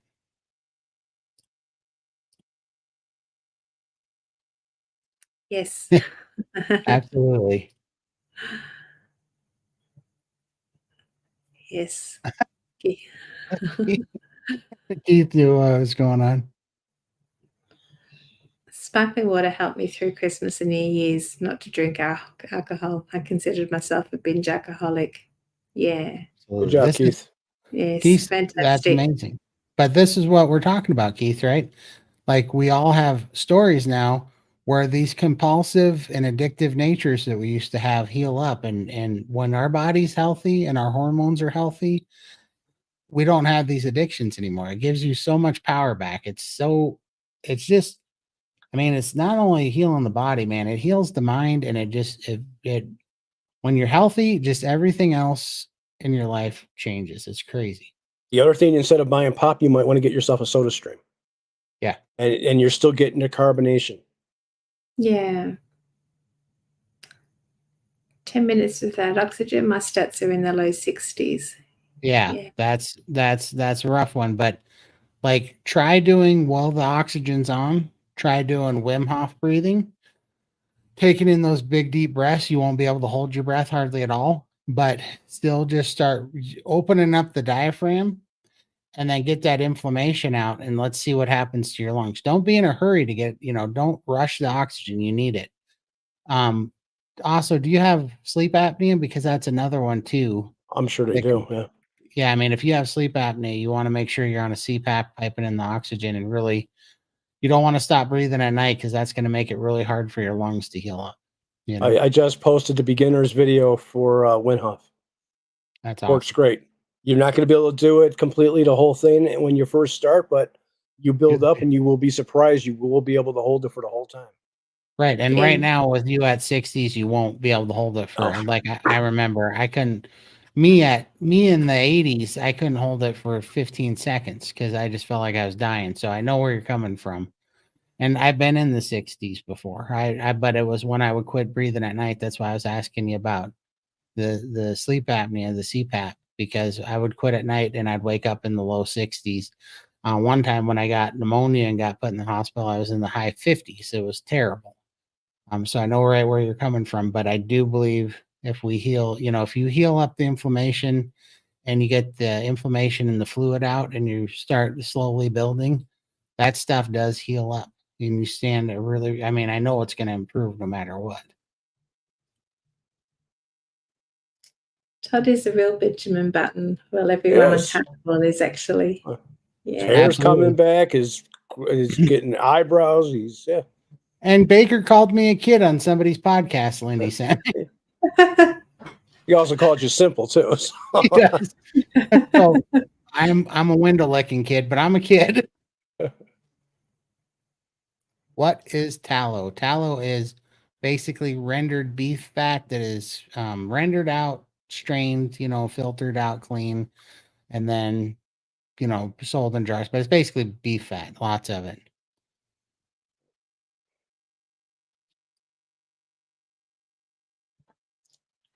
Cereal for dinner. Not in this house. Not no more. No. Don't act like you never done it. Oh, my mum used to like porridge. That was her go-to. Every time, every meal porridge. But yeah. Hey, Lindy, Todd, and Michael, and community. I've been busy but listening for a while. Just wanted to say hello. Hi, Susan. Hey, Susan. Speaking of YouTubers, here's one right now, Brett. Who's yeah? Coke Zero. He had a bad Coke Zero addiction too, right, Brett? Those things are like terrible. I mean, they are a real, true bloom, full bore addiction for sure. Good job on stopping that.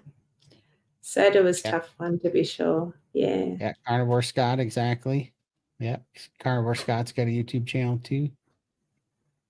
I posted all their channels. Oh, awesome. I used to be addicted to diet soda too, but now I'm struggling with cigarette addiction. Hey, Jenny, I got to tell you, I cannot recommend this more. I had a 26-year tobacco addiction. I chewed Copenhagen Long Cut. 26 years. I had such an addiction to it. I had to sleep with Copenhagen in my mouth to sleep at night. And I quit last October 26th after priming. But I had to prime and heal my body. And once things healed up, man, I didn't even plan on quitting. I just didn't need it anymore. I didn't want it anymore. So definitely prime up. That's something you can't be calorie restricting when you do it. You have to be eating your way through that thing, but you can absolutely get rid of that for sure.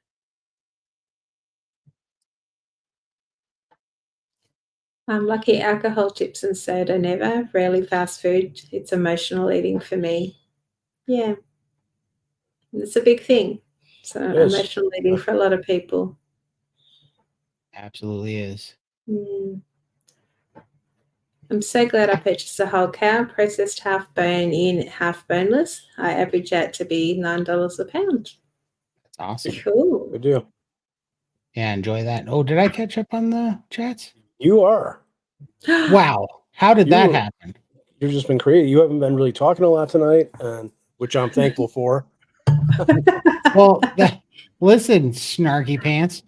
Well, since Lindy's a superstar because she went and got on Barry's radar, it blew up in here, and I was nervous we weren't going to be able to keep up. So I was plowing through them, and here I go. We catch up to everybody. That's awesome. But you know what? It is about that time where we open up the gates to the masses here and see who wants to come in and say hi. So we're going to post a link in the chat, and you guys can feel free to come on up and say hi for a little bit if you so choose. And yeah. Well, we're going to do it a little differently this time. Let's do it one at a time so we can get to know the person that's come up, and everybody else has just got to wait a little bit. Yeah. Right, Michael has spoken because he's a giant curmudgeon. He doesn't like the party. Oh, I want to get to know the person that's come up to share their story a little bit. It makes sense. All right, one at a time.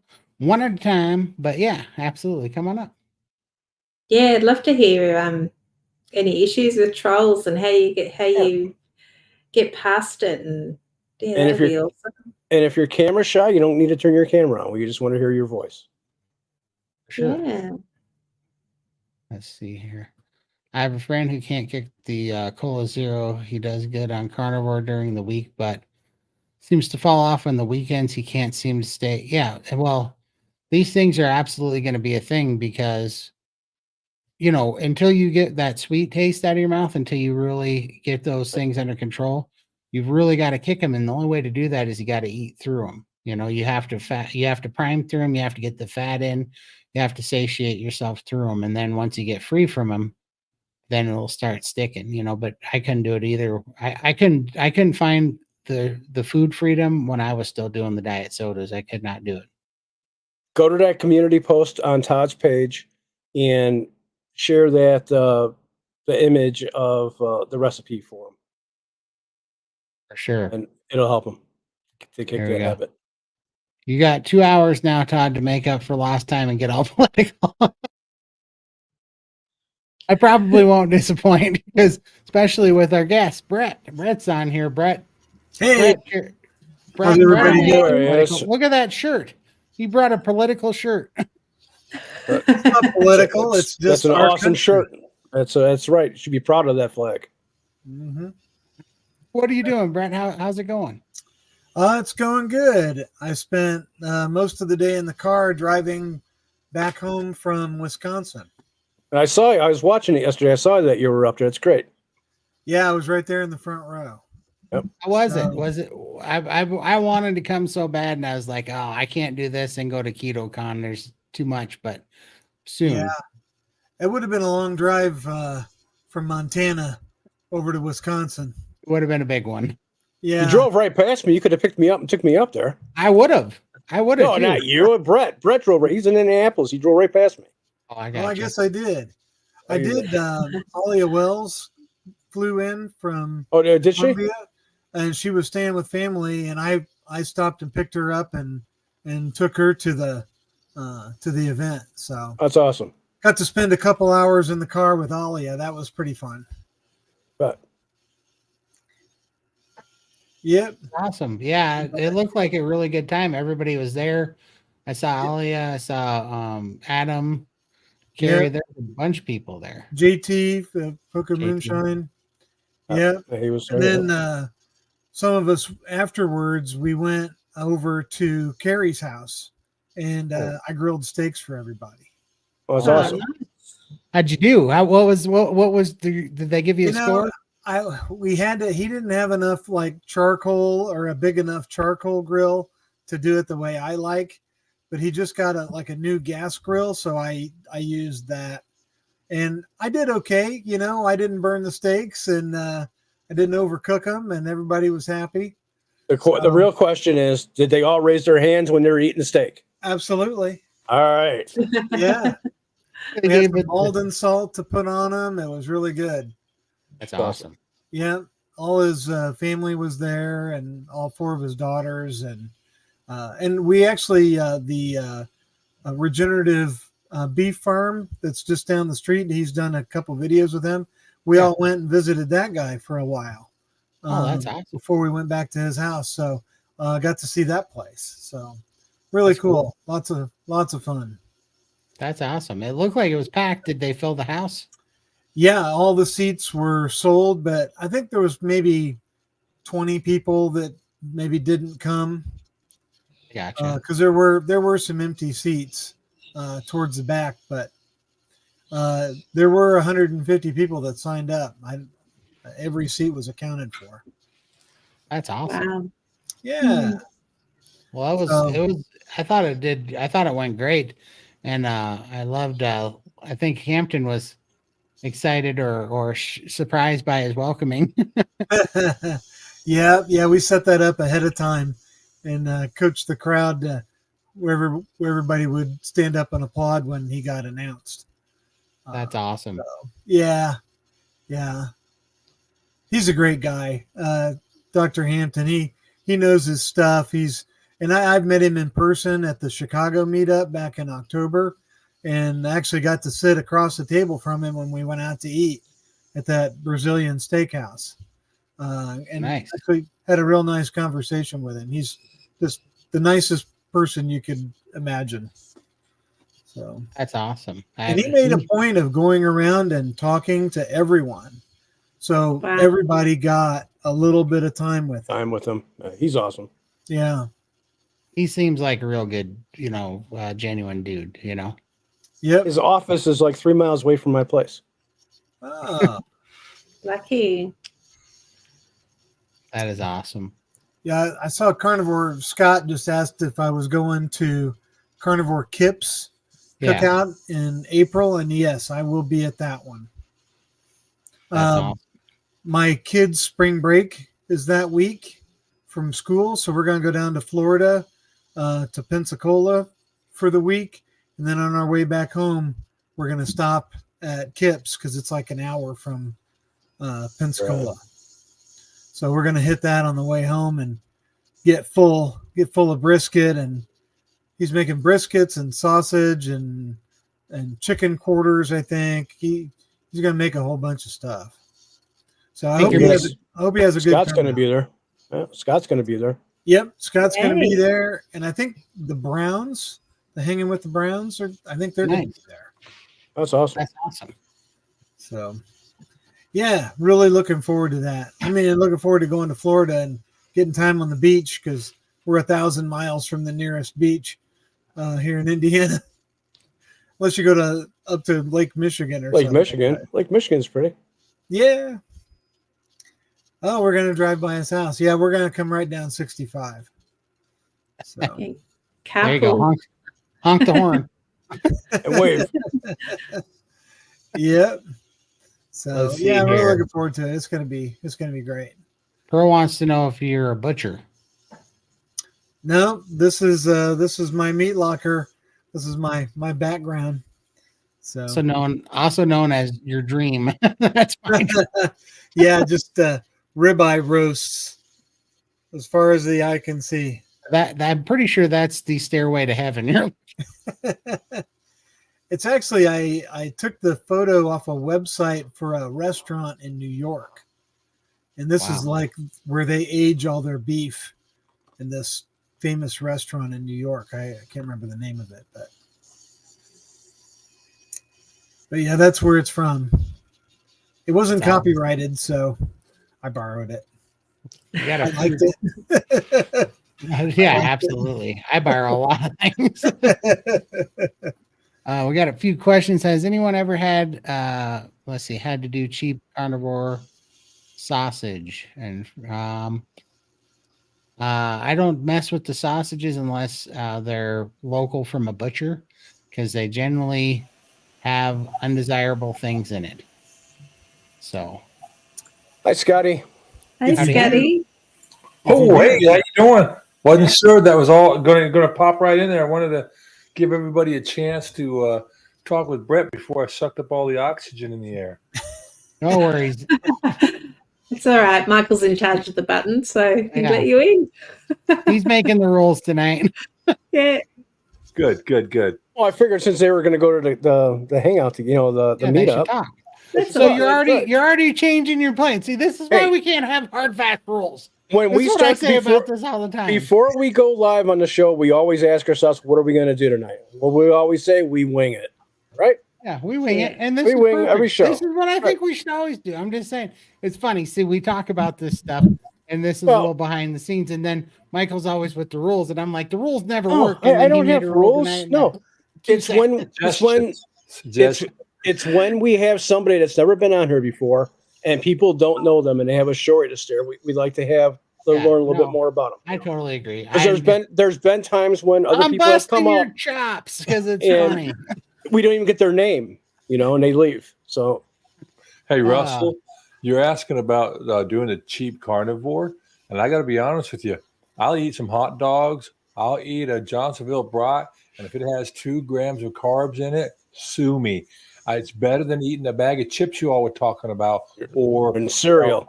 I love tortillas, Yeah. and I love jalapenos, and I love cheese, and so I put them all together. Make a nice little snack. Well, I don't do the tortillas anymore. So if my sausage has a gram of carbs, I'm okay with it. Now, I'll rather eat ground beef or eat some other kind of meat, to be honest. But I'll eat the hot dog. Don't trust me. I'm a hot dog eating machine, just not the bun. Yeah, and if you ever have to do if somebody's wanting to do cheap carnivore and you're just getting started, I'd say go ahead and have the sausages and stuff. Just try to find the cleanest ones you can. And then as you progress through your carnivore journey, you'll find out what works best for you, and you can wean out that. I even eat those little beanie weenies I had over Christmas. I was somewhere, so I took them and I just ran off to the side and I put them in a cup. I rinsed them off, so I didn't have that barbecue sauce on them. And I had the little bean. No, you know what I'm talking about, little smokies. Yeah, the little weenies. Right. Yeah. I'll tear them up. If you want good breakfast sausage, the breakfast sausage at Walmart has like 4 ingredients in it. So if you wanted to do that, it's like, it's really clean. You compare that to like the Bob Evans or Jimmy Dean or whatever, and they got a whole long laundry list of ingredients. And then you pick up the Walmart one, and it's really clean. And it's Walmart's brand, huh? Walmart's brand, yeah. The great value. A lot of people don't do real good with pork.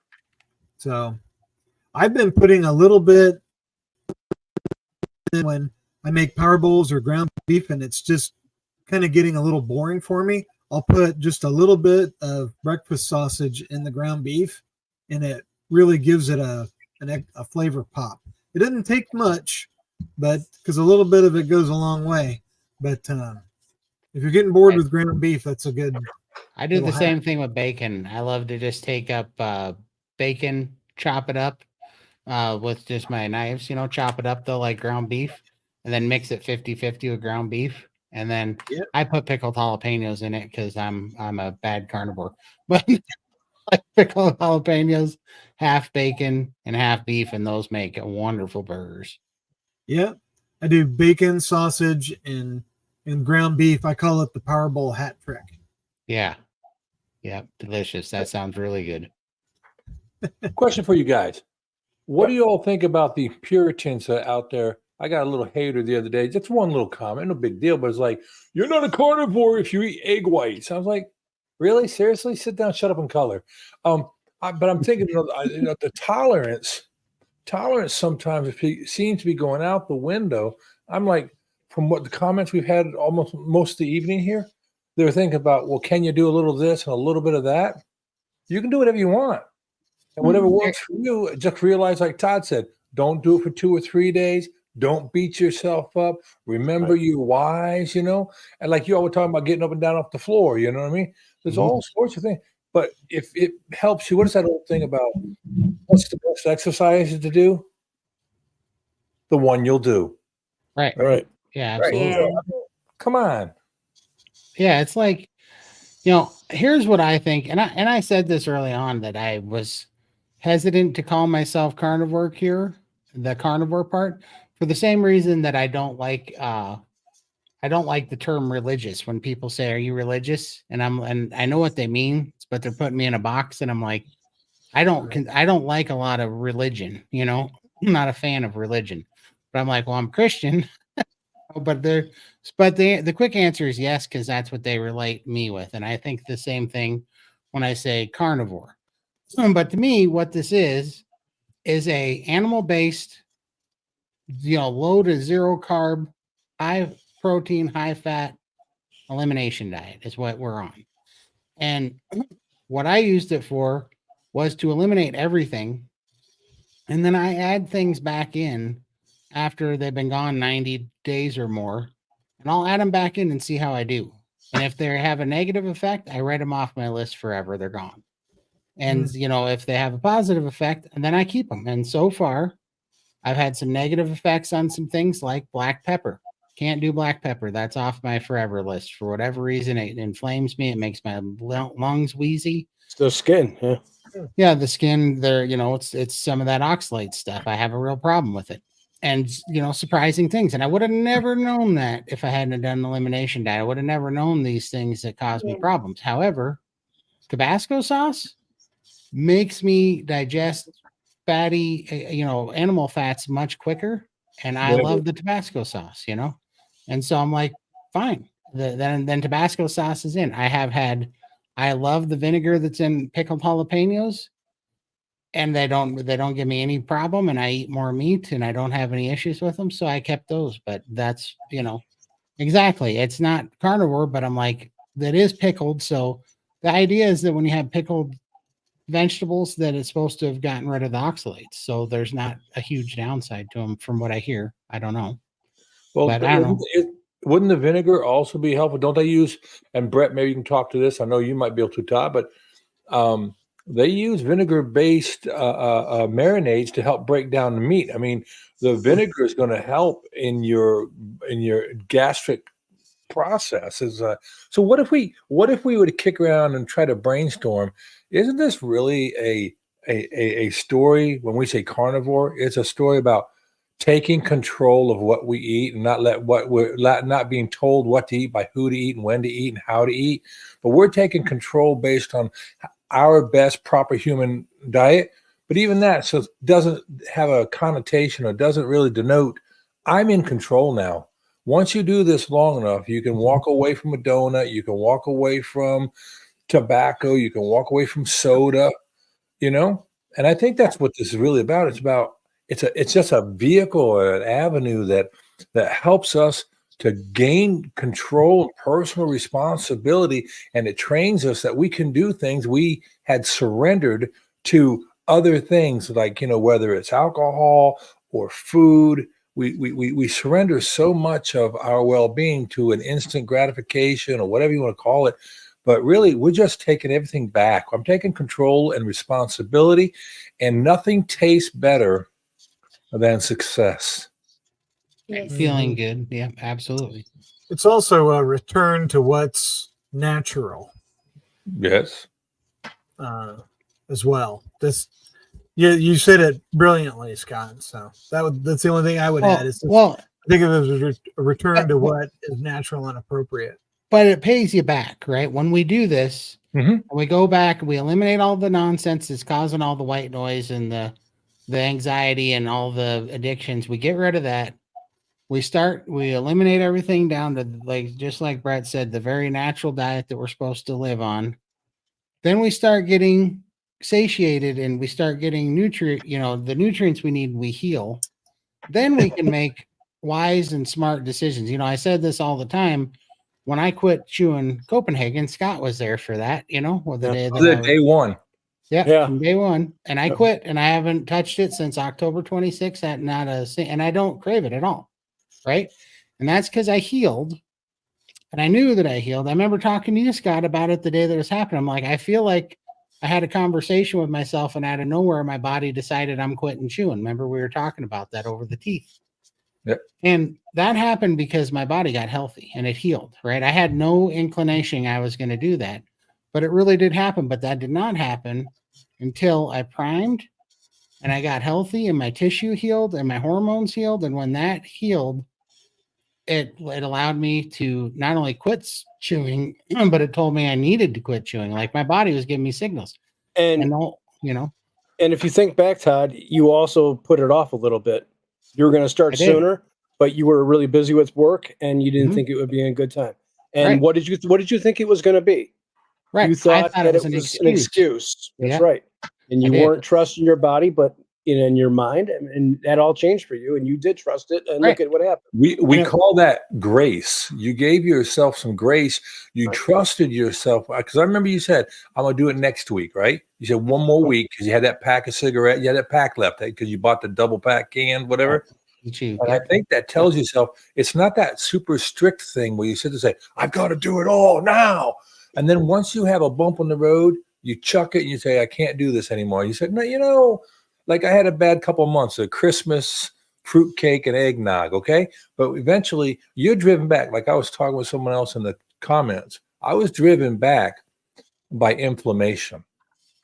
Inflammation brought me back here because I hated it. I hate it. And now I'm getting less inflamed, and hey, remember.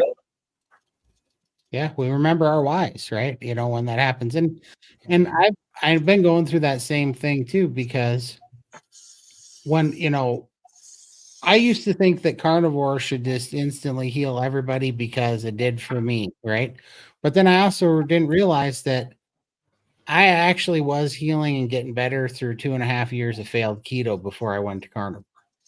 And so I had to go back and go, all right, I used to not give that much credit, that did anything for me, but I think it did a lot for me because now I watch people that we're trying to help and they keep stumbling on carnivore. But if I had to go back and started carnivore day one and didn't stumble with keto and ketovore for 2.5 years, I don't know if I would have had a perfect track record on carnivore. I highly doubt that I would have. I think that I would have screwed up. And so I had to go back and look at that 2.5 years that I thought was kind of a waste and a loss, for me. I don't think it was. I think it got me prepared for Build success. up. Yeah. Like, because I fell off a bunch, but I kept getting back up. But even I just remember still thinking, because this is what you had me thinking about, Scott, when you said that was every time, I would have a bad day because I would have diet soda, and I'd go off the rails and it would be bad. And I would have a real bad anxiety problem with it and real bad depression. I was really hard on myself. But then I would sit here and go, look, I had 2 Diet Mountain Dews. I didn't just go eat 2 large pizzas and, go off the rail. Like, this is nothing compared to what I used to do. So even though it was a bad day and I wasn't condoning it, it was off plan. It wasn't great. I could do better.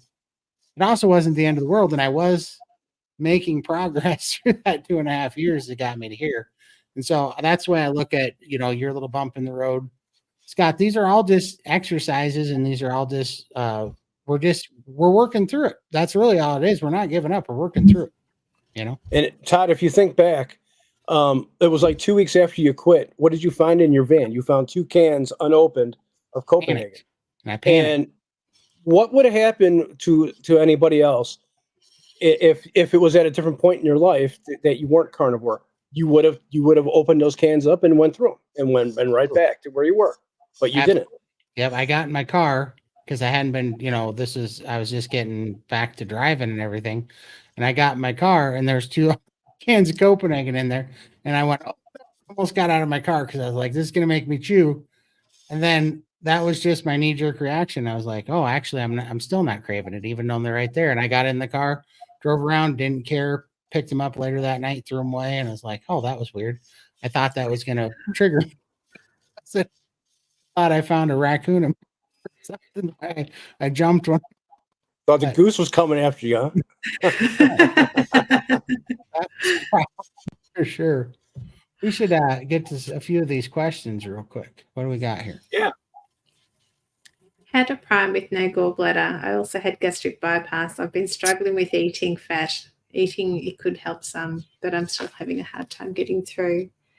Yeah, I've got no gallbladder and also the lap band restriction I still have. And to prime, you just have to eat a lot of smaller meals throughout the day.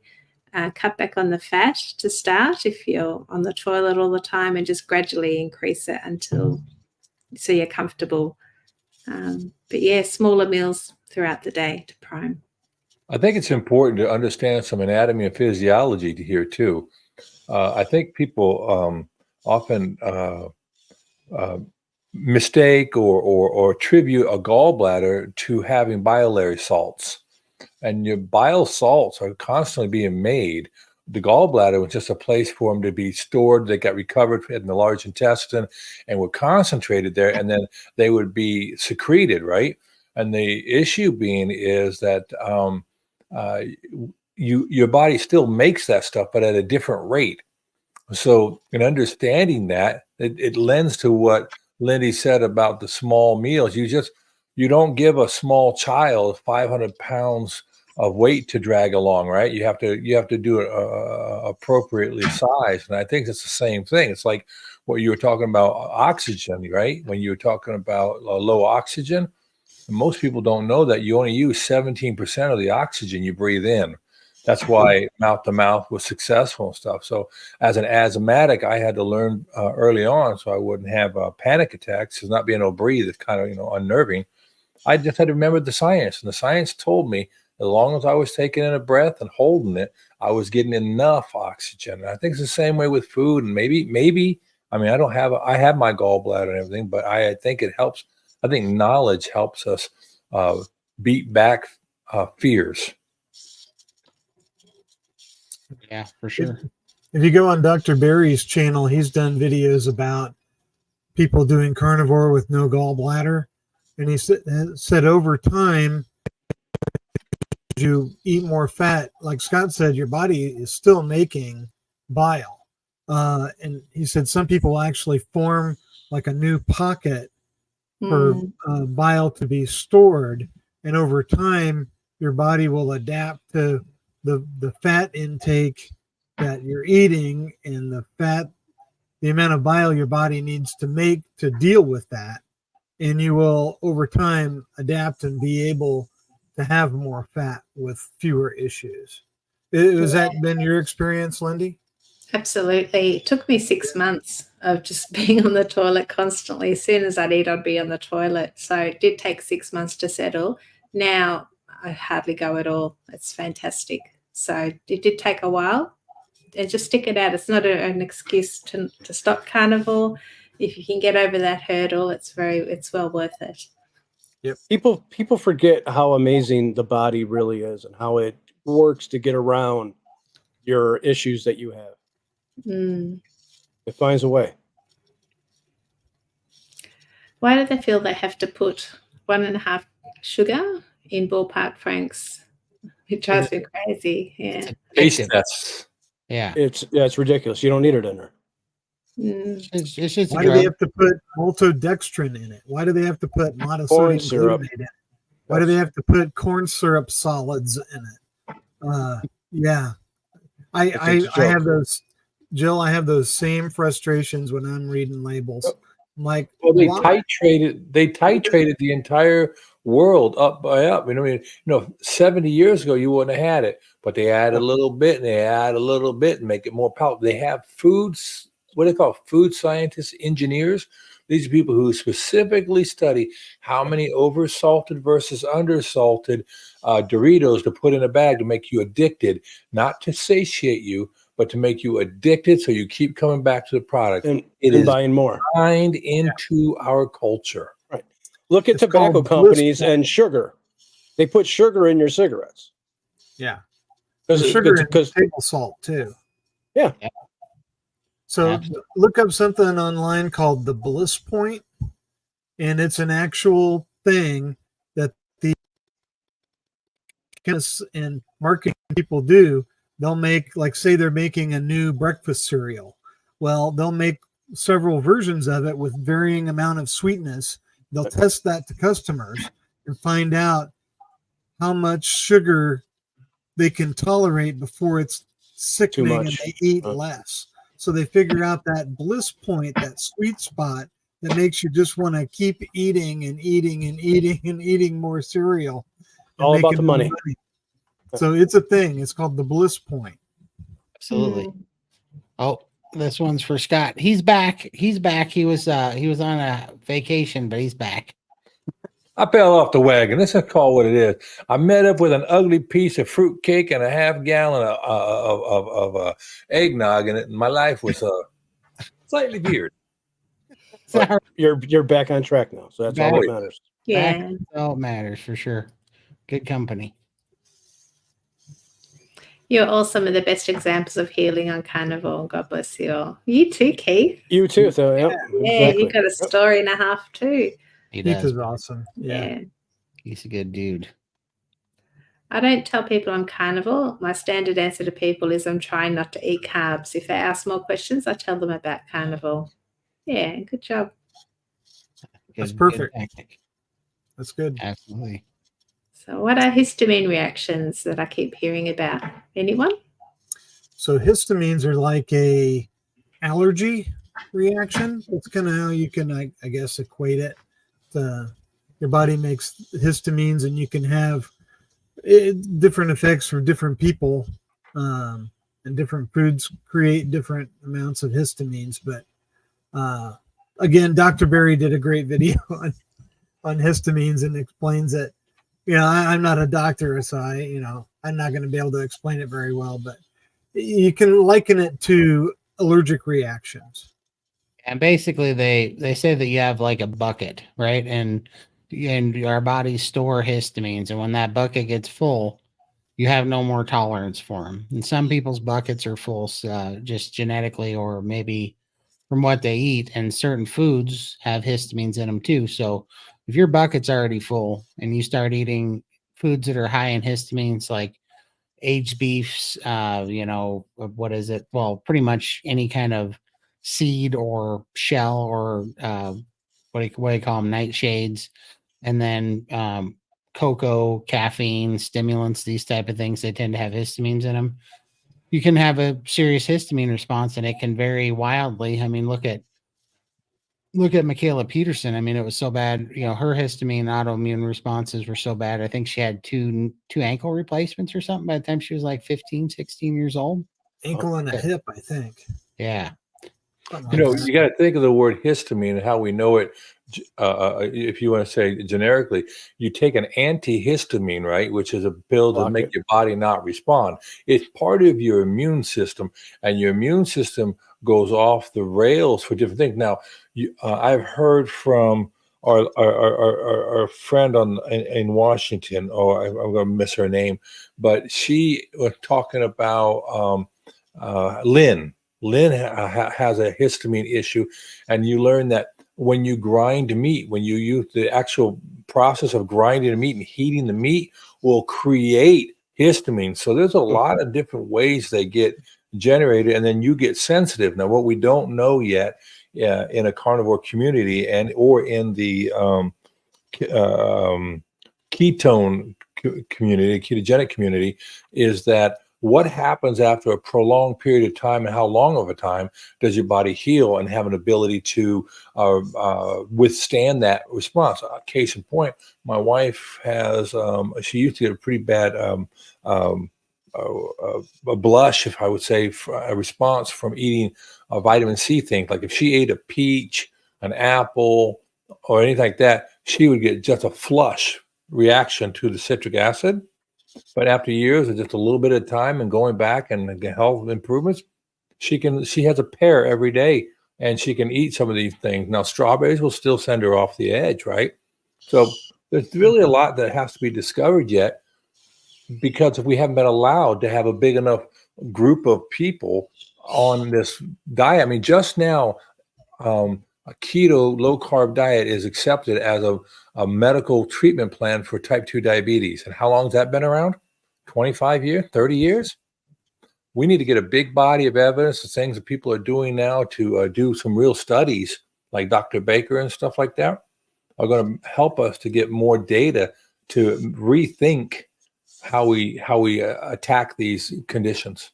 Well, and I mean, what we're all really talking about is healing these conditions with diet rather than treating these conditions with drugs. And that's what we're all really talking about. And that's what we have to start doing. We have to, this what the petition that Carrie Mann and Jeff DeProsperous have out there to sign for cancer, so we could start using nutrition as a treatment for cancer and metabolic treatment. We have to do that same thing for everything, because right now there's really no diet treatments for any kind of disease. There's just symptom treatments with drugs, and we gotta start pushing back. They sell it through fear, fear and complicity, and promising things that never come about. But we just got to start pushing back and not being so fearful with these people, and say, you know what, I've seen what you guys have done over the last 70 years, and your track record sucks. It does. Yeah.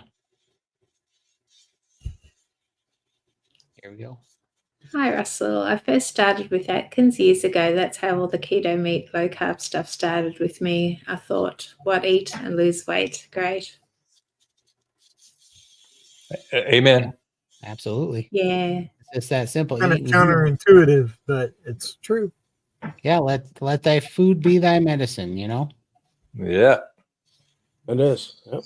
Best medicine to be on.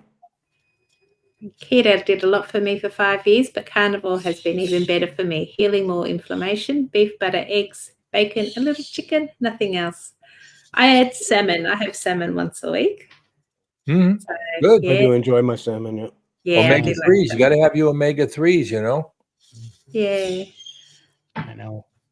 I like shrimp, but I had them one time on carnivore and it about ruined So I lay off them. I just don't do good with Oh, you seafood. put a lot of cream in it, though, didn't you? Butter. Oh, was it butter? Okay. I just did butter, but I poached them in butter, and they were delicious. That's a great Talking about question there. food addictions, why do we get a dopamine hit just from walking past a bakery? Because grains are full of opiates, and it's for this reason. Okay, which is That's what I was saying. I don't know if any of you have ever worked in a grocery store before, but they take the return air for the air and they pull it from the bakery. So they pump bakery air throughout the grocery store. Think about when you walk into most grocery stores, big chain grocery stores that have a bakery. What is the first thing you smell no matter what door you walk in? Cinnamon donuts. Every time you smell the donuts. Coffee cakes, anything. I haven't been in a grocery store since 2009, and I still remember what the grocery stores smell like to this day because they always smelled like the bakery. And there was just something I was like, what is it about this intoxicating smell in these grocery stores that smell like the greatest bear claws and the greatest cinnamon raisin rolls ever, baked on the planet, and it hits you in the face when you walk through this door? I mean, as soon as you walk through there, you could be thinking about getting carrots and salad all you want. And as soon as you walk through the door, you're like, you're like, oh my God, I need cinnamon rolls. That smell brings back memories to your childhood. And it's just what did you used to always have? Chocolate chip cookies or whatever. The other thing that, look at real estate agents do it as a trick too, to trick you into buying homes. They bake cookies before an open house. And that they get the smell so it reminds you of home. They know what they're doing. It's all, this whole world is a big game that everybody plays on. For sure. And we're a bunch of junkies. Yes. Mm-hmm. But if you get wheat over in Europe, right? And I spent 12 years in Germany and different places, courtesy of our military, and their wheat is different. They can't even use our wheat to make bread over there, right? So there is something to be said about what goes into it. Like we talk about regenerative, they call it regenerative farming, using cows and chickens and stuff, and even with pigs, to get that omega-3, omega-6 more in line, using natural grasses and sawgrasses. So I don't know that we can, at this juncture, put all the eggs in one proverbial basket, but it's enough to know that in this world, like we said, in this lifestyle, knowing what your triggers are and figuring out how you're going to cope with them. Because I put on a monthly breakfast for the men at our church, and what we do is we have donuts and biscuits. And for even last year when I was doing it, I'd only have 1 or 2 donuts, right? But this past month, I had 0. I said, I'm not doing this anymore. I'm not throwing this away. I'm not having the inflammation. I'm a big boy. I can handle driving a car. That means I can handle a donut, So There you go. We just have to find our mechanisms to cope with, because you're not really going to ever get over something if you always have to be insulated from it. You may need to be insulated for a period of time. You may need to grow the strength to do it. Yeah. Well, and I would totally agree with that, because me and Lindy were talking about this.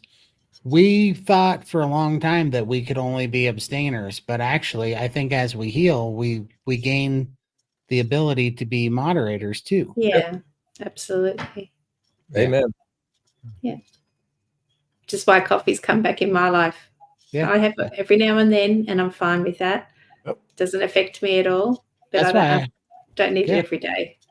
That's why I'm letting myself have Tabasco. I mean, that sounds stupid, right? But I would have been scared crapless, 6 weeks ago to have Tabasco, because I would have thought, oh no, I'm going off the rails. Here I go. I'm going back to my old lifestyle because I'm not keeping, staying rigid.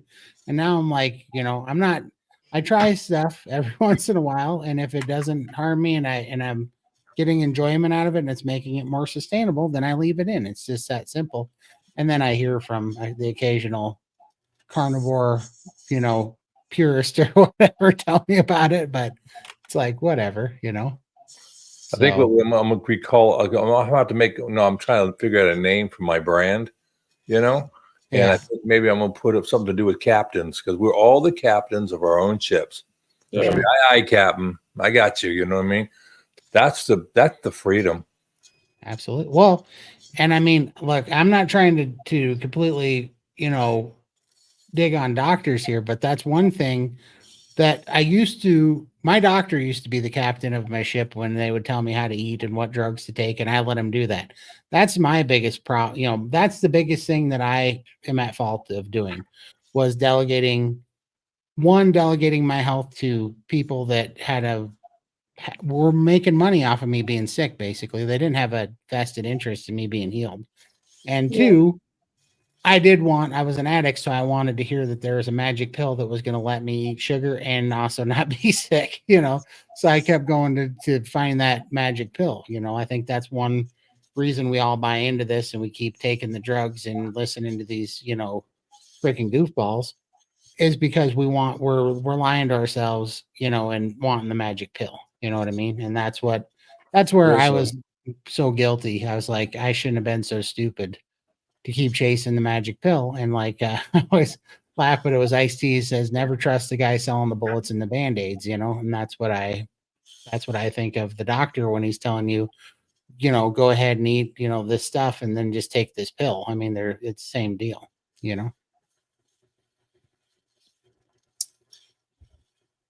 And you eat chicken and pork. On Carnivore. Sure. You know what we're saying? You can eat whatever you want. Right. but what I think you mean, chicken doesn't have enough fat in it, though. Yeah, I only eat like chicken thighs, Right. like bone-in chicken thighs, and I buy them with the skin on. So when I smoke chicken thighs on the grill, I take my family doesn't like the skins, so I pull all the skins off and I fry those into chicken skin chips, and I eat those as an appetizer. So those have plenty of tasty. Oh yeah, that's good right there. They're so good. But if you watch the cuts of meat you have, like stay away from chicken breast and pork tenderloin. If you stick to like chicken thighs and wings and bacon and a good clean breakfast sausage, if you can find it, then yeah, you can do it.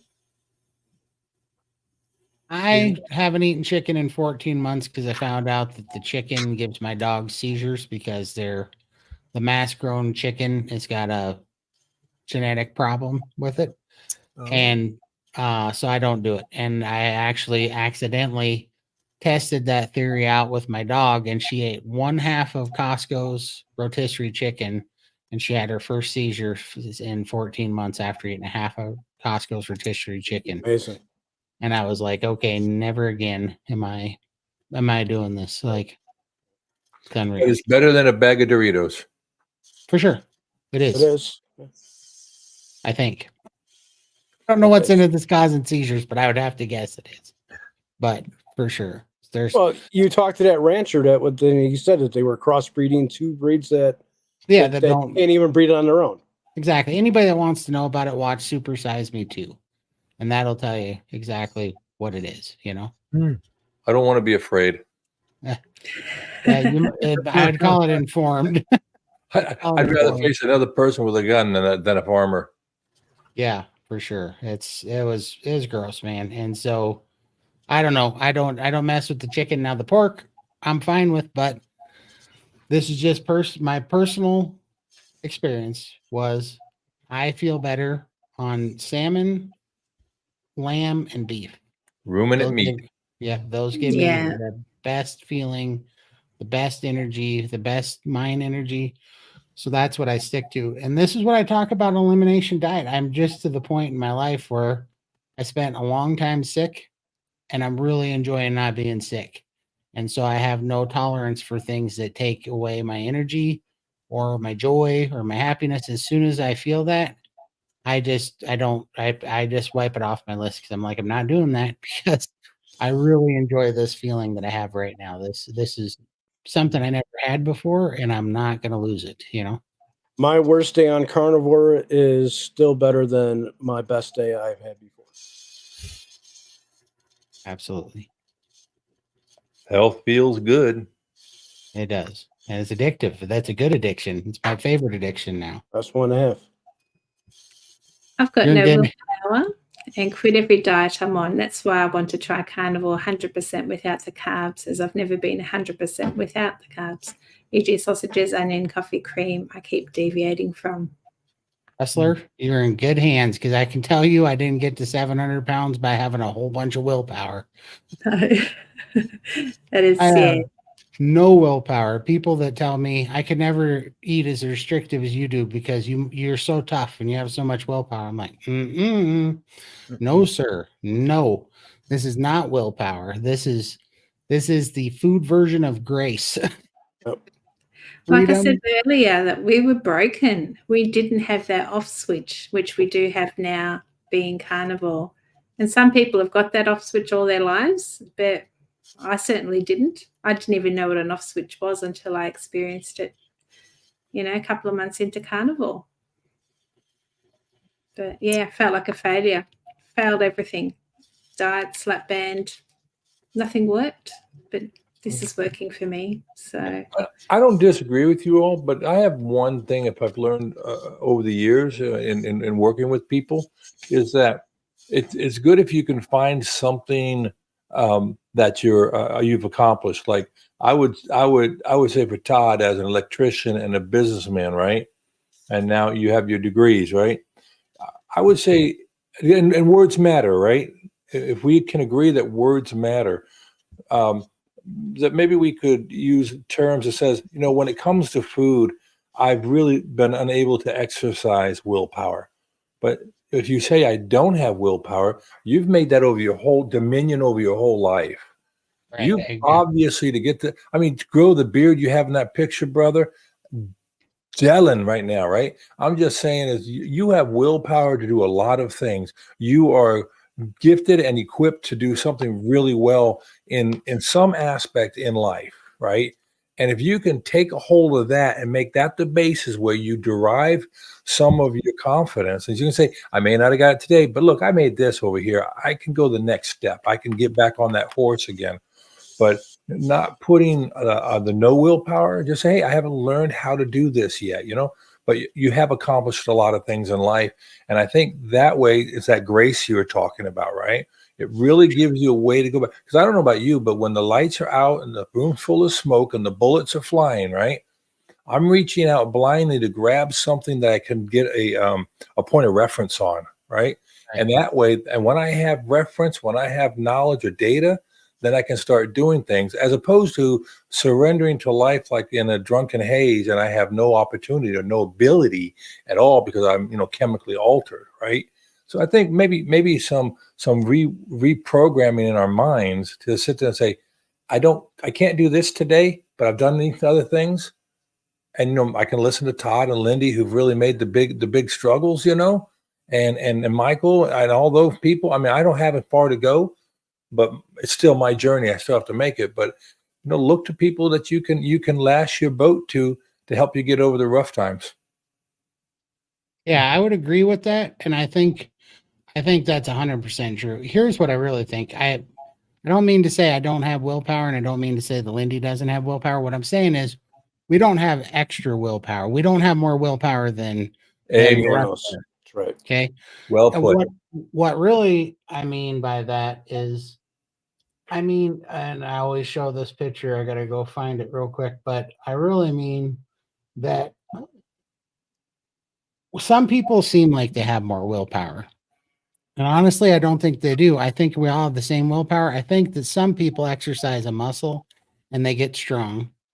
And some people maybe are sick and they're trying to deal with an illness and they don't have the ability to even work out to try to exercise that muscle to get strong. And carnivore healed us, right? Carnivore was a diet that actually paid us back. See, when I did calorie restrictive diets, those diets didn't pay you back. You actually got less nourished through calorie restricting. That was 100% willpower. And it was all a matter of time before it came crumbling down because it never healed anything. But carnivore healed stuff that put me on an even basis where I could start exercising the willpower that I had and building that muscle to where that was, thank you, Michael. That was the one I was looking for. This is what I'm talking about here. And when I look at this picture, I love this picture because I look at this and there's so many lessons in this picture for me. But one was I used to think that by not eating not giving into the cravings was me choosing not to suffer. And then later I figured out when I lost my ability to drive and to walk and to breathe without oxygen and hardly make it to the bathroom, and I was stuck in the house for 2.5 years, I realized that that was a lie, that was an illusion, that by choosing to eat the things that I thought was choosing, the least suffering, I was actually choosing to let suffering and my circumstances take control. And that suffering was much worse and it was much longer lasting and much harder to come back from. And so my mind changed because I started realizing that when I didn't choose the suffering chose me, and it was way worse. I mean, it was the depths of hell when that came for you. So now I had to realize that every time that I didn't eat the meat, that I was choosing to not drive, I was choosing to not breathe, I was choosing to not walk, I was choosing all these things. And then I was actually choosing the greatest suffering and I was losing control. And I was starting to not have options anymore. The suffering was taking over. And so that was one thing. But I also realized that when you do choose the suffering, the resistance doesn't change, the challenge doesn't change, the opposing force doesn't change. But what happens is, like in that left side of that picture, you get stronger. So it would appear that you have more willpower, and it would appear that the challenge is lighter, but it's really that you just got stronger. You worked out something, you healed, you got stronger, and now everything became easier. Not because the challenge changed. The challenge was all the same, but it's because we healed and we got stronger. And this is why I don't think that we could do it on the standard American diet, because we were sick. We couldn't even heal to get strong. We were sick and we had to use carnivore to heal the body so that we could work on exercise and the muscle to get to here that now makes everything so easy to keep having victory and to not mess up anymore, to not have bad days anymore, to really get over that hump, is because we finally healed and now we're actually working out this muscle on the left side of that screen. And it would have the same appearance that all of a sudden we have this great amount of willpower, but we do not. We have the same amount as everybody else, but we had to go through this process. And this is why that process to me is so life-changing and important, if that makes any sense at all. But yeah. Yep. Well, and Rustler, you got to give yourself some credit because you've got some willpower because you're trying carnivore. Yes. You're here in the chat Yes. to ask the question. Yep. So, give yourself some credit that you're even doing it. Because you're looking into something, right? Most people don't. Most people won't even try it. And they just shy away. They're like, you're crazy.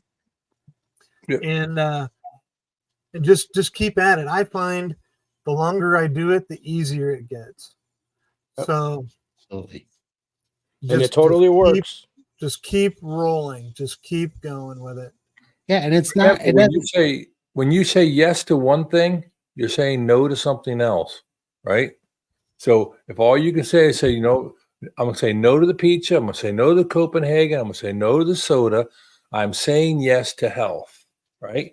And just one day at a time, just work on those habits. Because, a lot of us get caught in, well, when I get to this point, when this event happens, I'll do this thing, right? And that doesn't take care of today. It's a today thing. Praise yourself when you're successful. Pick yourself up and dust yourself off and realign yourself when you're not. But just like they said here, it's your personal journey and you can do it. Exactly. Yeah. And all I was going to say is it happens quicker than you think, It's been 14 months for me. I can't even believe how fast it went through. Goes by fast. Yep. But Wrestler, I don't wake up and ever worry about eating. I don't worry about falling off the wagon, not once. I don't go to sleep thinking about it anymore. I don't wake up thinking about it. It never crosses my mind. It never occurs to me that I can even be tempted to fall off the wagon anymore. That's how free this diet has made me. I don't have any anxiety about it. And since I was 9, that's all I had anxiety about until I was 39. I never thought about anything else ever. I was always in some form of feeling guilty and depressed because I was screwing up, or I was had anxiety and stress trying not to screw up. And it was that way my whole life. And now I don't have to. I mean, it really does for you. It really, really does. So hang in there, because getting over that hump with this, it'll pay you back, and it's well worth the reward. And you get to eat some good meat. Exactly. Really good. Ozempic. Don't want it. Yeah. Your doctor is a drug dealing little scumbag, in my opinion, if he's pushing that on you. And I'm not sorry. And I said what I said. Scumbag. You got to dance with the one that brought you. You got to be careful. That's like, that's like getting a loan from the mafia, right? You're going to tell your brain that you're not going to eat and do certain things, kind of like a statin drug. I'm not going to let cholesterol work. So I get a low cholesterol number. Oh, that's awesome. But now your skin tears and you have Alzheimer's and you have all sorts of other things. You're going to pay. You either pay me now or you pay me later, right? And that's all this stuff is. They're just trying to trade your time and dollars. Do you guys know about the Ozempic coupons? Yep. That's what made me go, you guys are freaking drug dealers. Like Exactly. nasty street pieces of crap drug dealers to get people hope for 3 months and get them hooked on it. And then jack up the price 1,500%. Freaking absolute scumbags. I saw a news story on Ozempic this week. They were talking about people that are going in for surgeries and they're on Ozempic and they're having problems because, I don't know if you know, Ozempic messes with your digestion and it keeps the food in your stomach longer. Yeah. And it messes with that whole thing. People are going in for surgery and they still have food in their system and they think that they don't, but they do because they're on Ozempic. And I mean, that's just one of the problems with it. There's a whole laundry list of them. Most medications work on your gut biome, particularly all your psychosomatic stuff, all your things, your mental health medications. They actually are working on your gut biome because, your gut biome does so much for you. Ergo, if they can control that, and it has nothing really to do about you, just control that biome, And doing the carnivore diet is the thing that gets you off of Ozempic. That's it. So why start it? Amen. Doing the thing that's going to get you off of it. So before I found carnivore, I was thinking about going on it too, and my doctor was trying to push it. My insurance didn't want to cover it, and I'm so thankful. Yeah, don't badmouth them. No, I thought I can do it. I thought I'd do it for a few months and maybe drop some weight and I'd feel better. But I'm so glad I found carnivore instead. It's the answer. I'm telling you, do it.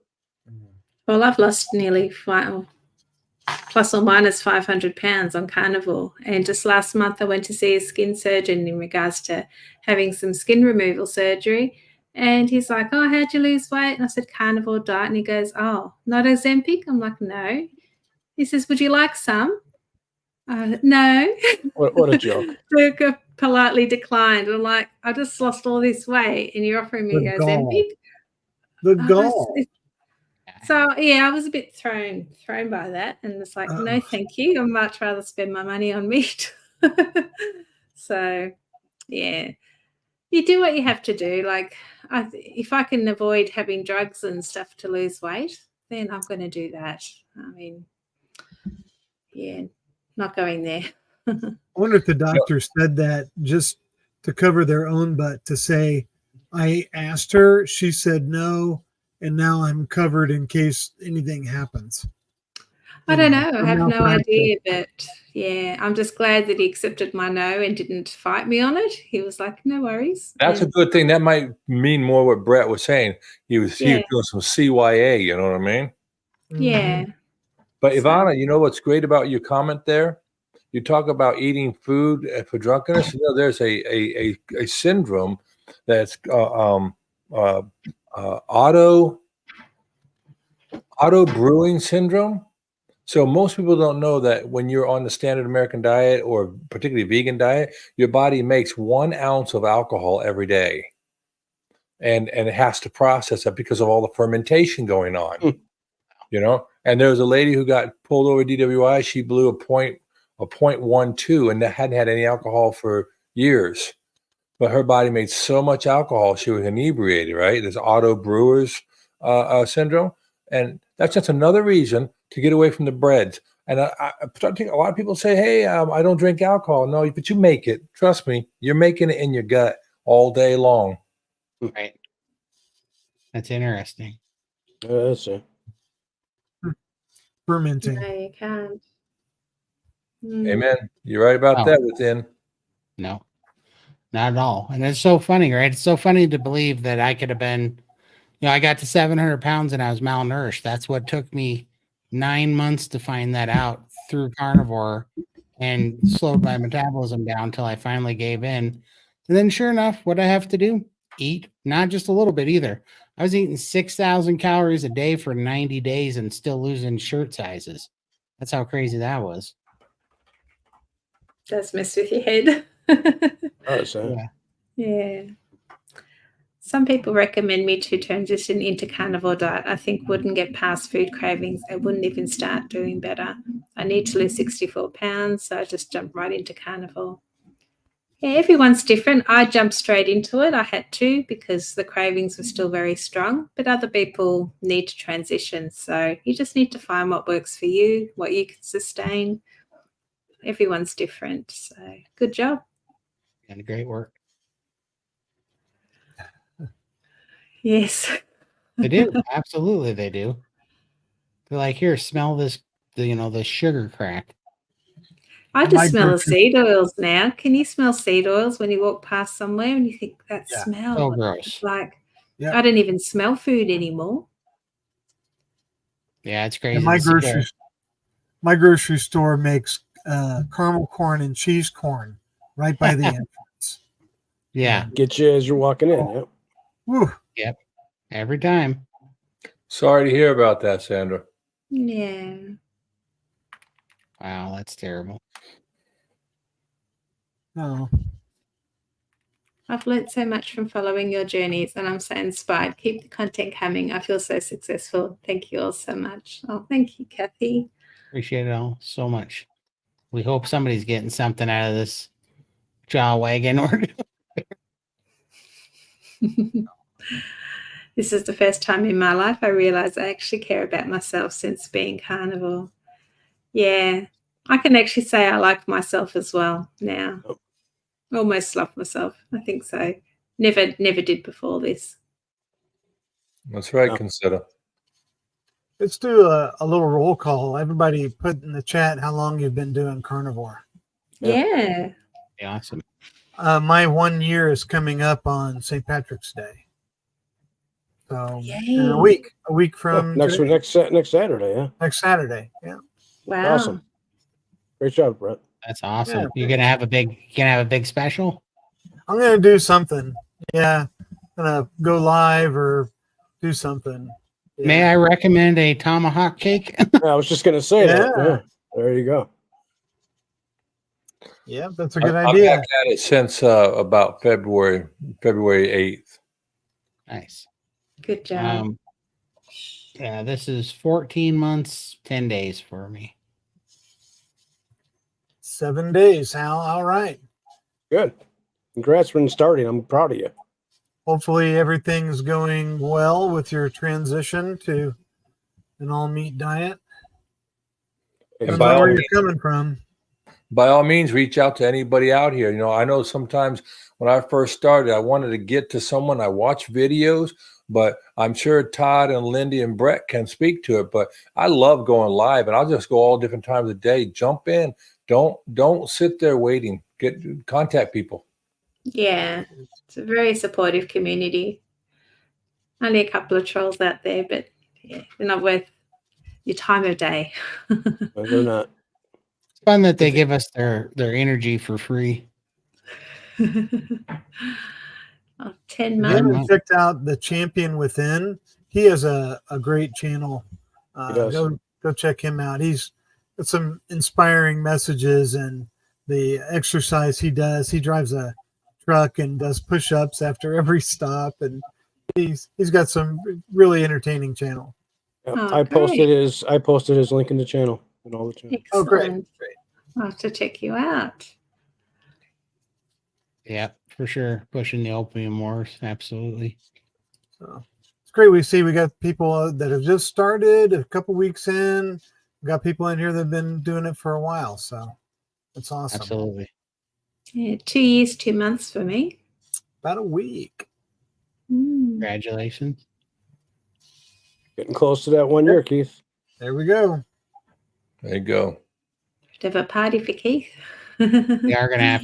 Hey, Keith, we should have Keith on here so he can celebrate his 1 year on here. Yep. Yeah, plant the seed. You think about it. Yeah. There's a fantastic story to tell. So, yeah. Speaking of all that, I hate to say this, but I'm going to have to bid you all adieu and give you all the helm back and all the time and oxygen back. I should appreciate your being so open to letting someone come in on your show and talk. So again, thank you so much. Appreciate Thank it you, so much. Scotty. So nice to have you back. Thanks, Scott. Okay, bye, Have a y'all. good night. See you, Bye. Scott. You too. Let's see here. In Australia, if you're a type 2 diabetic, at the last resort, you can get it for free. My friend is losing his legs, and they are umming and ahhing over putting him on Ozempic. Wow. So sorry to hear that, Sandra.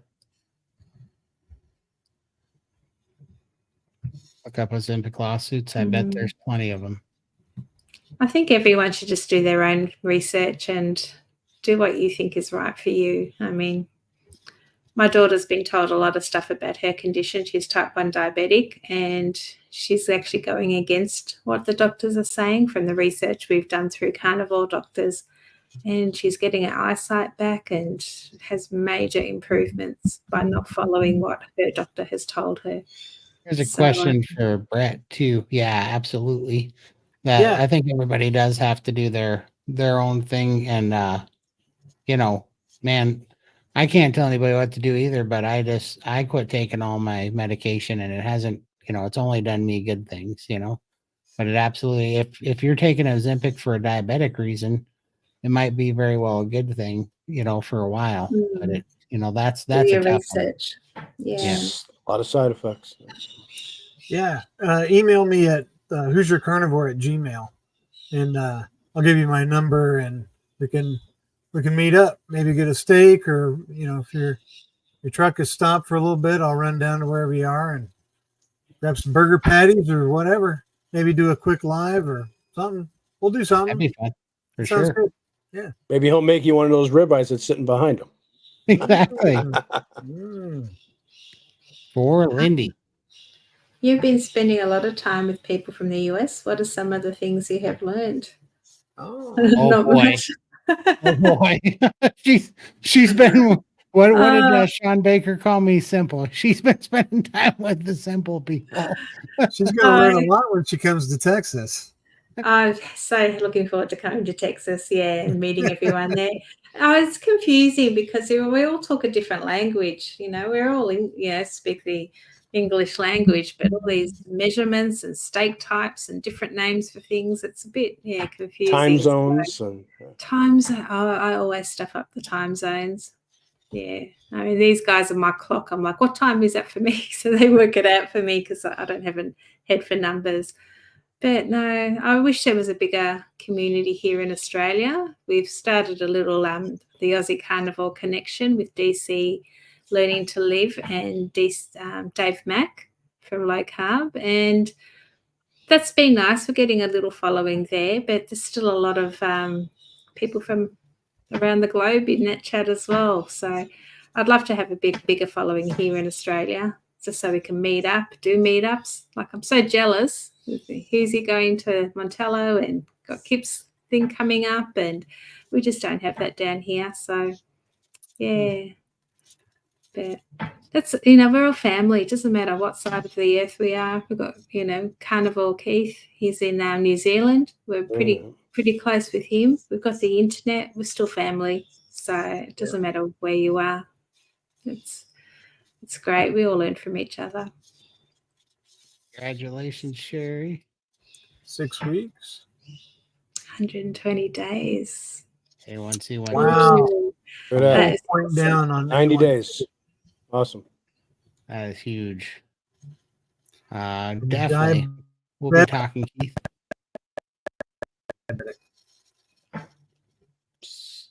Sorry, you cut out there, Brett. What would you say? Yeah, missed that. Stephanie went Cool. from diabetic to Great. diabetic. Yep. 90 Yep. days. I just think it's Yeah. going to keep going longer, the lower, the longer you go. Yep. The healing is just Amazing starting. results. I'm not, I feel like this is an Aussie statement. I'm not sure. How to say yeah, no, or no, yay. Yeah. Is that an Aussie thing? I feel like I've heard you guys use that a little bit. Sometimes you say yeah, yes, no, whatever. Maybe I know I can say a lot of other things, but we're a family friendly side. That's true. Yep. Roger. Yeah, he can't attend the Aussie Carnivore Connection due to family time and things like that. So, but I think he's in New South Wales. I think. Let's get it there. Oh, I'm in Melbourne. Where are you, Paul? We've got Sandra in Perth. We've got Shelley's in Melbourne. I think Is there's there any other Aussies out there? a lot of carnivores in Australia. I think according to this, I think Rustler is Aussie. Oh, whereabouts are you, Rustler? Maybe.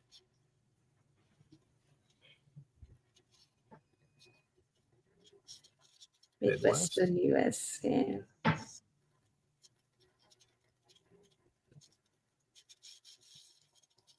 This is hey Sherry. Yeah, she's in the Baker group. I was wondering if that was you. Hi. You get around, Todd. Dr. Crazy. Berry's group, Dr. Baker's, SBG. Oh, he goes, yeah, no, as a Kiwi saying. There you go, Keith. Yeah, no.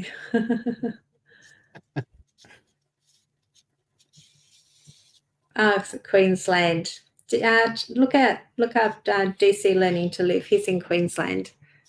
So you might be able to do a meetup with him. I can't remember where, though.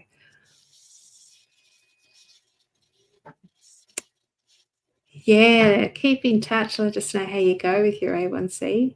I'm getting a full blood panel next week. I'm going to ask for an A1C. So. Tamworth. Is that in Victoria? See, this is why. Yeah, I'm hopeless. Sorry. I know it's out in the country somewhere. Sydney. Yeah. So live long, stay strong. He's in Sydney. Oh, Wisconsin. So you are over by Carrie then. Do you know Carrie Mann, Homestead How? Where is he? Montello, Wisconsin? Montello is about an hour north of Madison. There you go. Like directly north of Madison. Let us know if you know Carrie and Homestead How. He's got a movie theater you could go visit. Yeah. Yeah, it's a great little movie theater. Tamworth is about 600 miles northwest of you, or northeast of you at Lindy. Okay. I don't understand this. Probably the no thing. No. Yeah, no. I gotcha. Oh, you've got us in Perth. Nice. You got all the Aussies in here today. Yeah, they're all on the quite a other side. There's not many in Melbourne, though. But yeah, I think we're going to try and do a meetup in Perth next year for the low carb. So we might get to see Todd and the SBG gang and whoever else wants to come up. For sure. Are you going to be at the Hack Your Health, Brett? I would love to go, but it doesn't look like it's going to happen. But I'll be at the Louisville one in October in Okay. Louisville, Kentucky.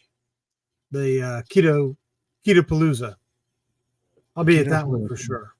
That'll be That's a fun. lot closer for you too. A lot closer. Austin's a plane ride.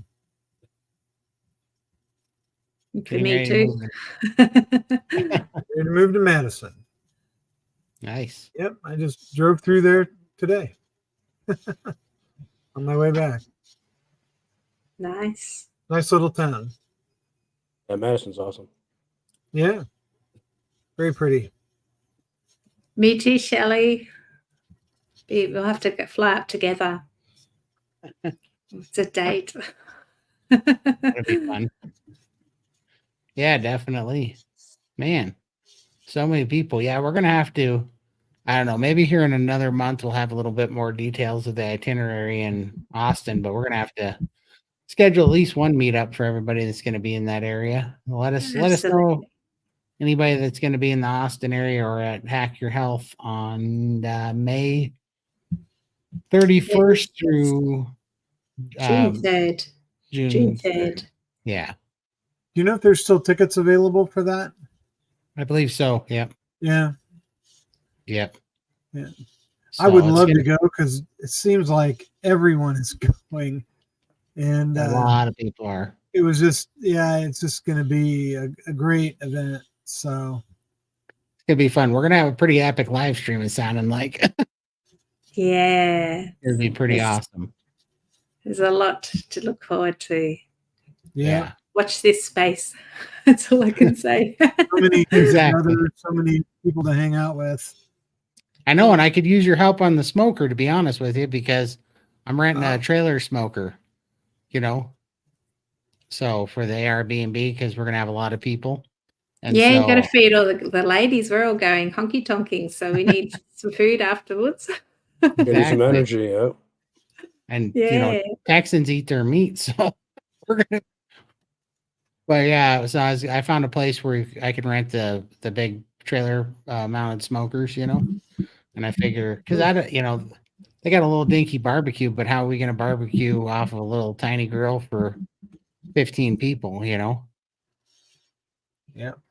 Like, got to get a trailer smoker. So, yeah.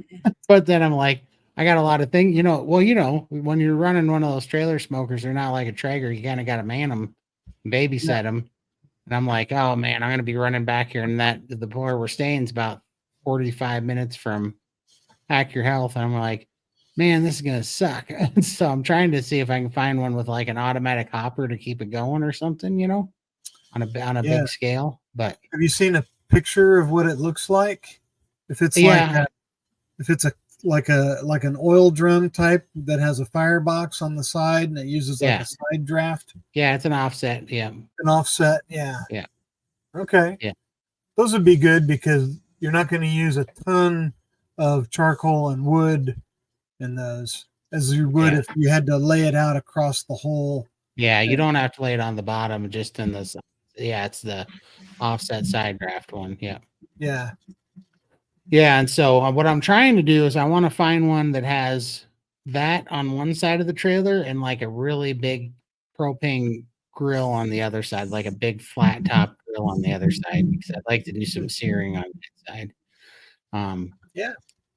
Because we don't want to heat. I don't want to cook in the house either. They have stoves and stuff. It's going to be hotter than crap there, and I don't want to cook nothing in the house.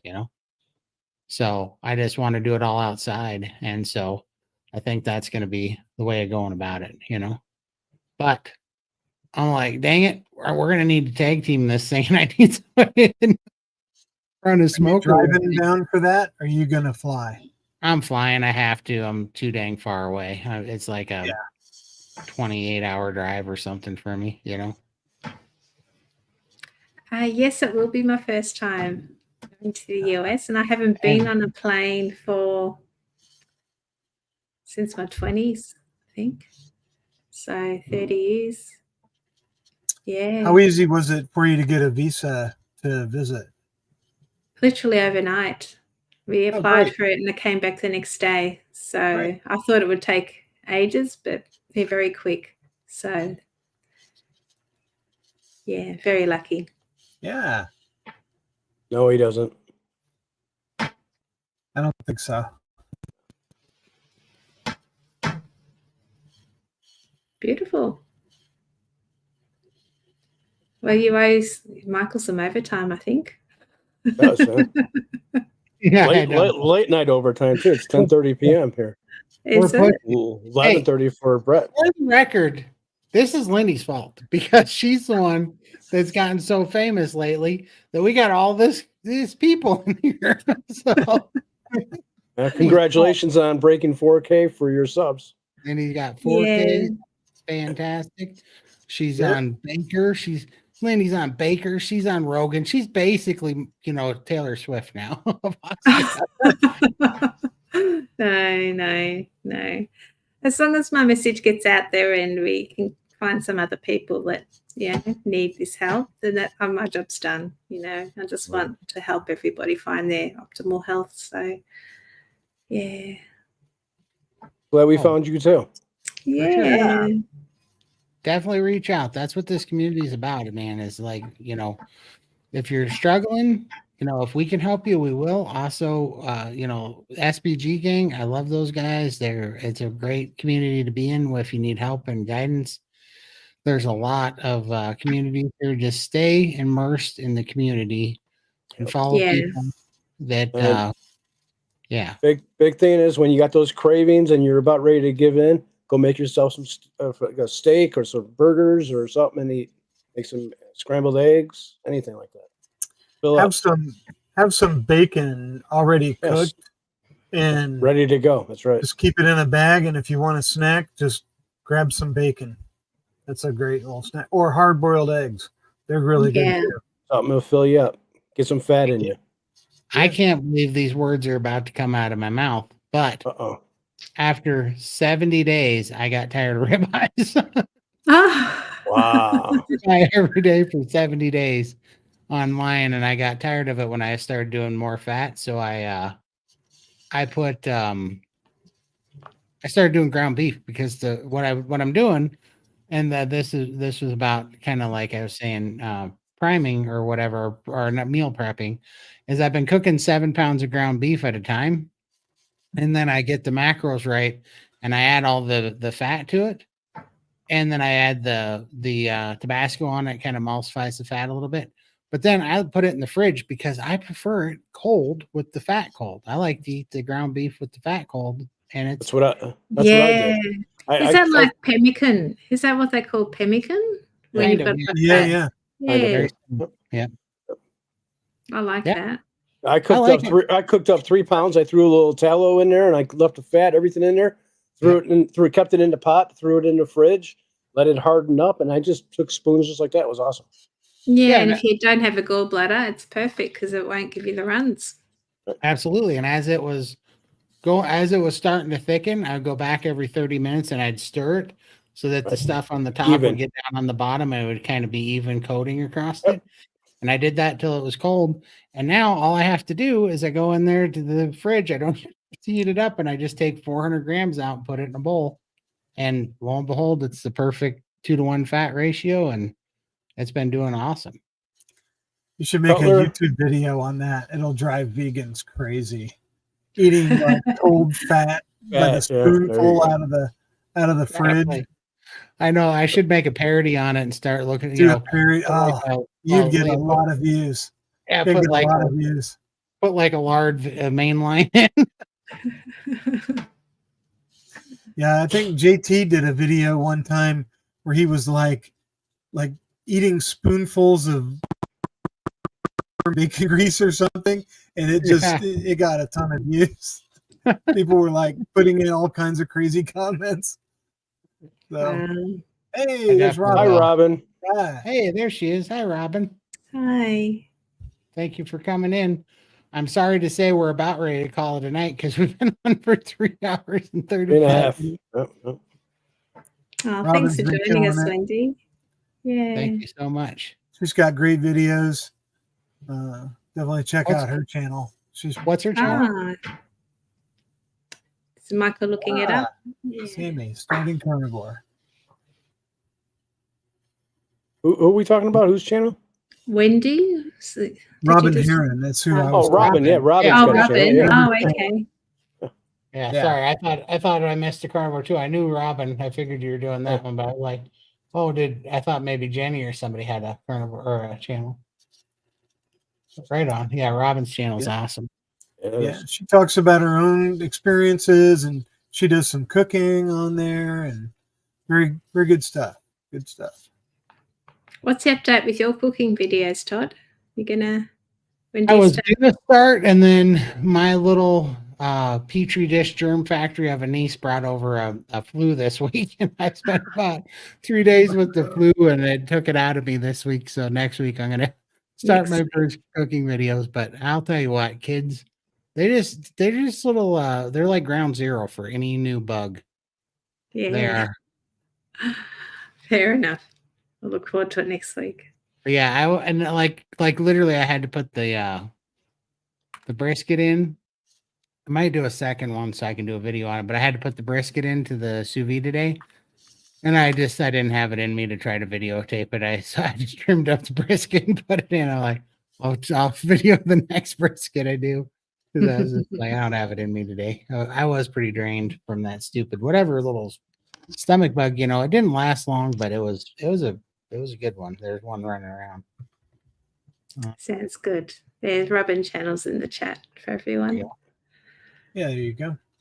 Well, I appreciate it, man.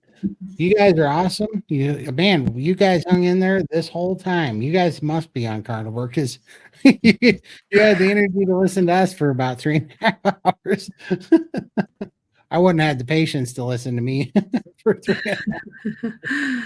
Yeah, thank you everyone for coming, and thanks Brett for joining us today. It's been awesome.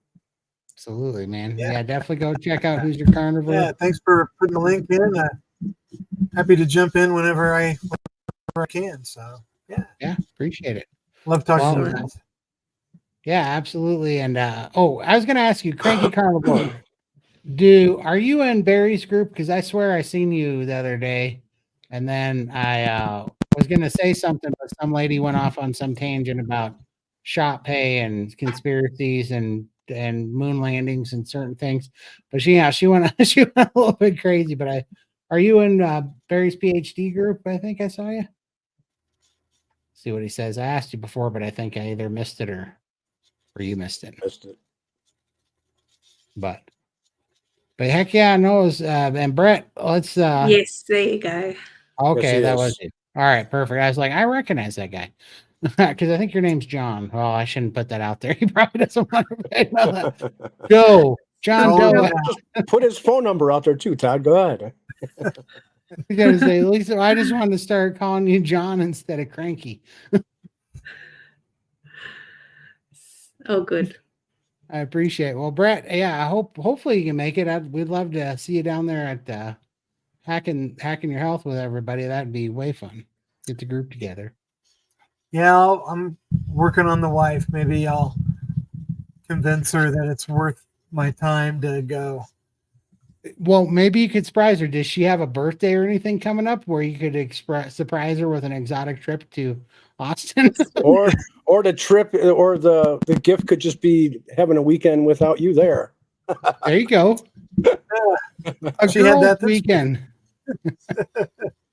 Yeah, I'm sure she would love that. But she wouldn't want to hang out and go to all the different events and things. Right. She's not really into it, but she'd have a good time down there anyway. Yes, Exposing Darkness. I am going to go to Keto Palooza in Louisville. Yeah. Yep. Oh, hey, Keto Simple just jumped in too. Hey, Dustin. There you go. Now that we're done. You guys, you must have heard us saying we're leaving. Definitely go check out Keto Simple. Also, Jenny Murphy says she does have a channel. Let's see. Let's put that up. Does have a channel, but I've been taking a break. But I'm going to start making content again. Hopefully soon. I'll be changing my YouTube channel's name. Though I'll be doing carnivore and prepping videos. There you go. Awesome. Reach out. We'd love to help get you any exposure we can. Yeah, for sure. Check out Keto Simple. Yeah, he's a great too. I've met him a couple of times at local meetups. He's from Central Indiana. Another Hoosier, huh? He's a real good dude. Oh, he's got a question for you. Oh, Columbus next week. I'll see if I can. I guess I need to get the info on it. I didn't know that there was one. So I'll go on your channel, or maybe you can shoot me an email or something. That'd be awesome. I didn't know cranky was another. I didn't know cranky was another meaning for eccentric. But I get it now. That makes more sense. All right. Did we get everybody in here? I think we did. We better make a break for it while we still can. Brett, I thank you so much for coming on. We love you Great guys. seeing you, Brett. Yep. We appreciate y'all coming on. And we will see you guys next Sunday, if not sooner. And appreciate you guys. You guys keep showing up. It's awe-inspiring. I can't believe you keep coming to listen to us. I know it's mostly Lindy. No. Thank you everyone for coming, and yeah, we'll see you next week. He's doing awesome. All right, we'll see you guys. Good night, guys. Bye. All right. Bye, everybody.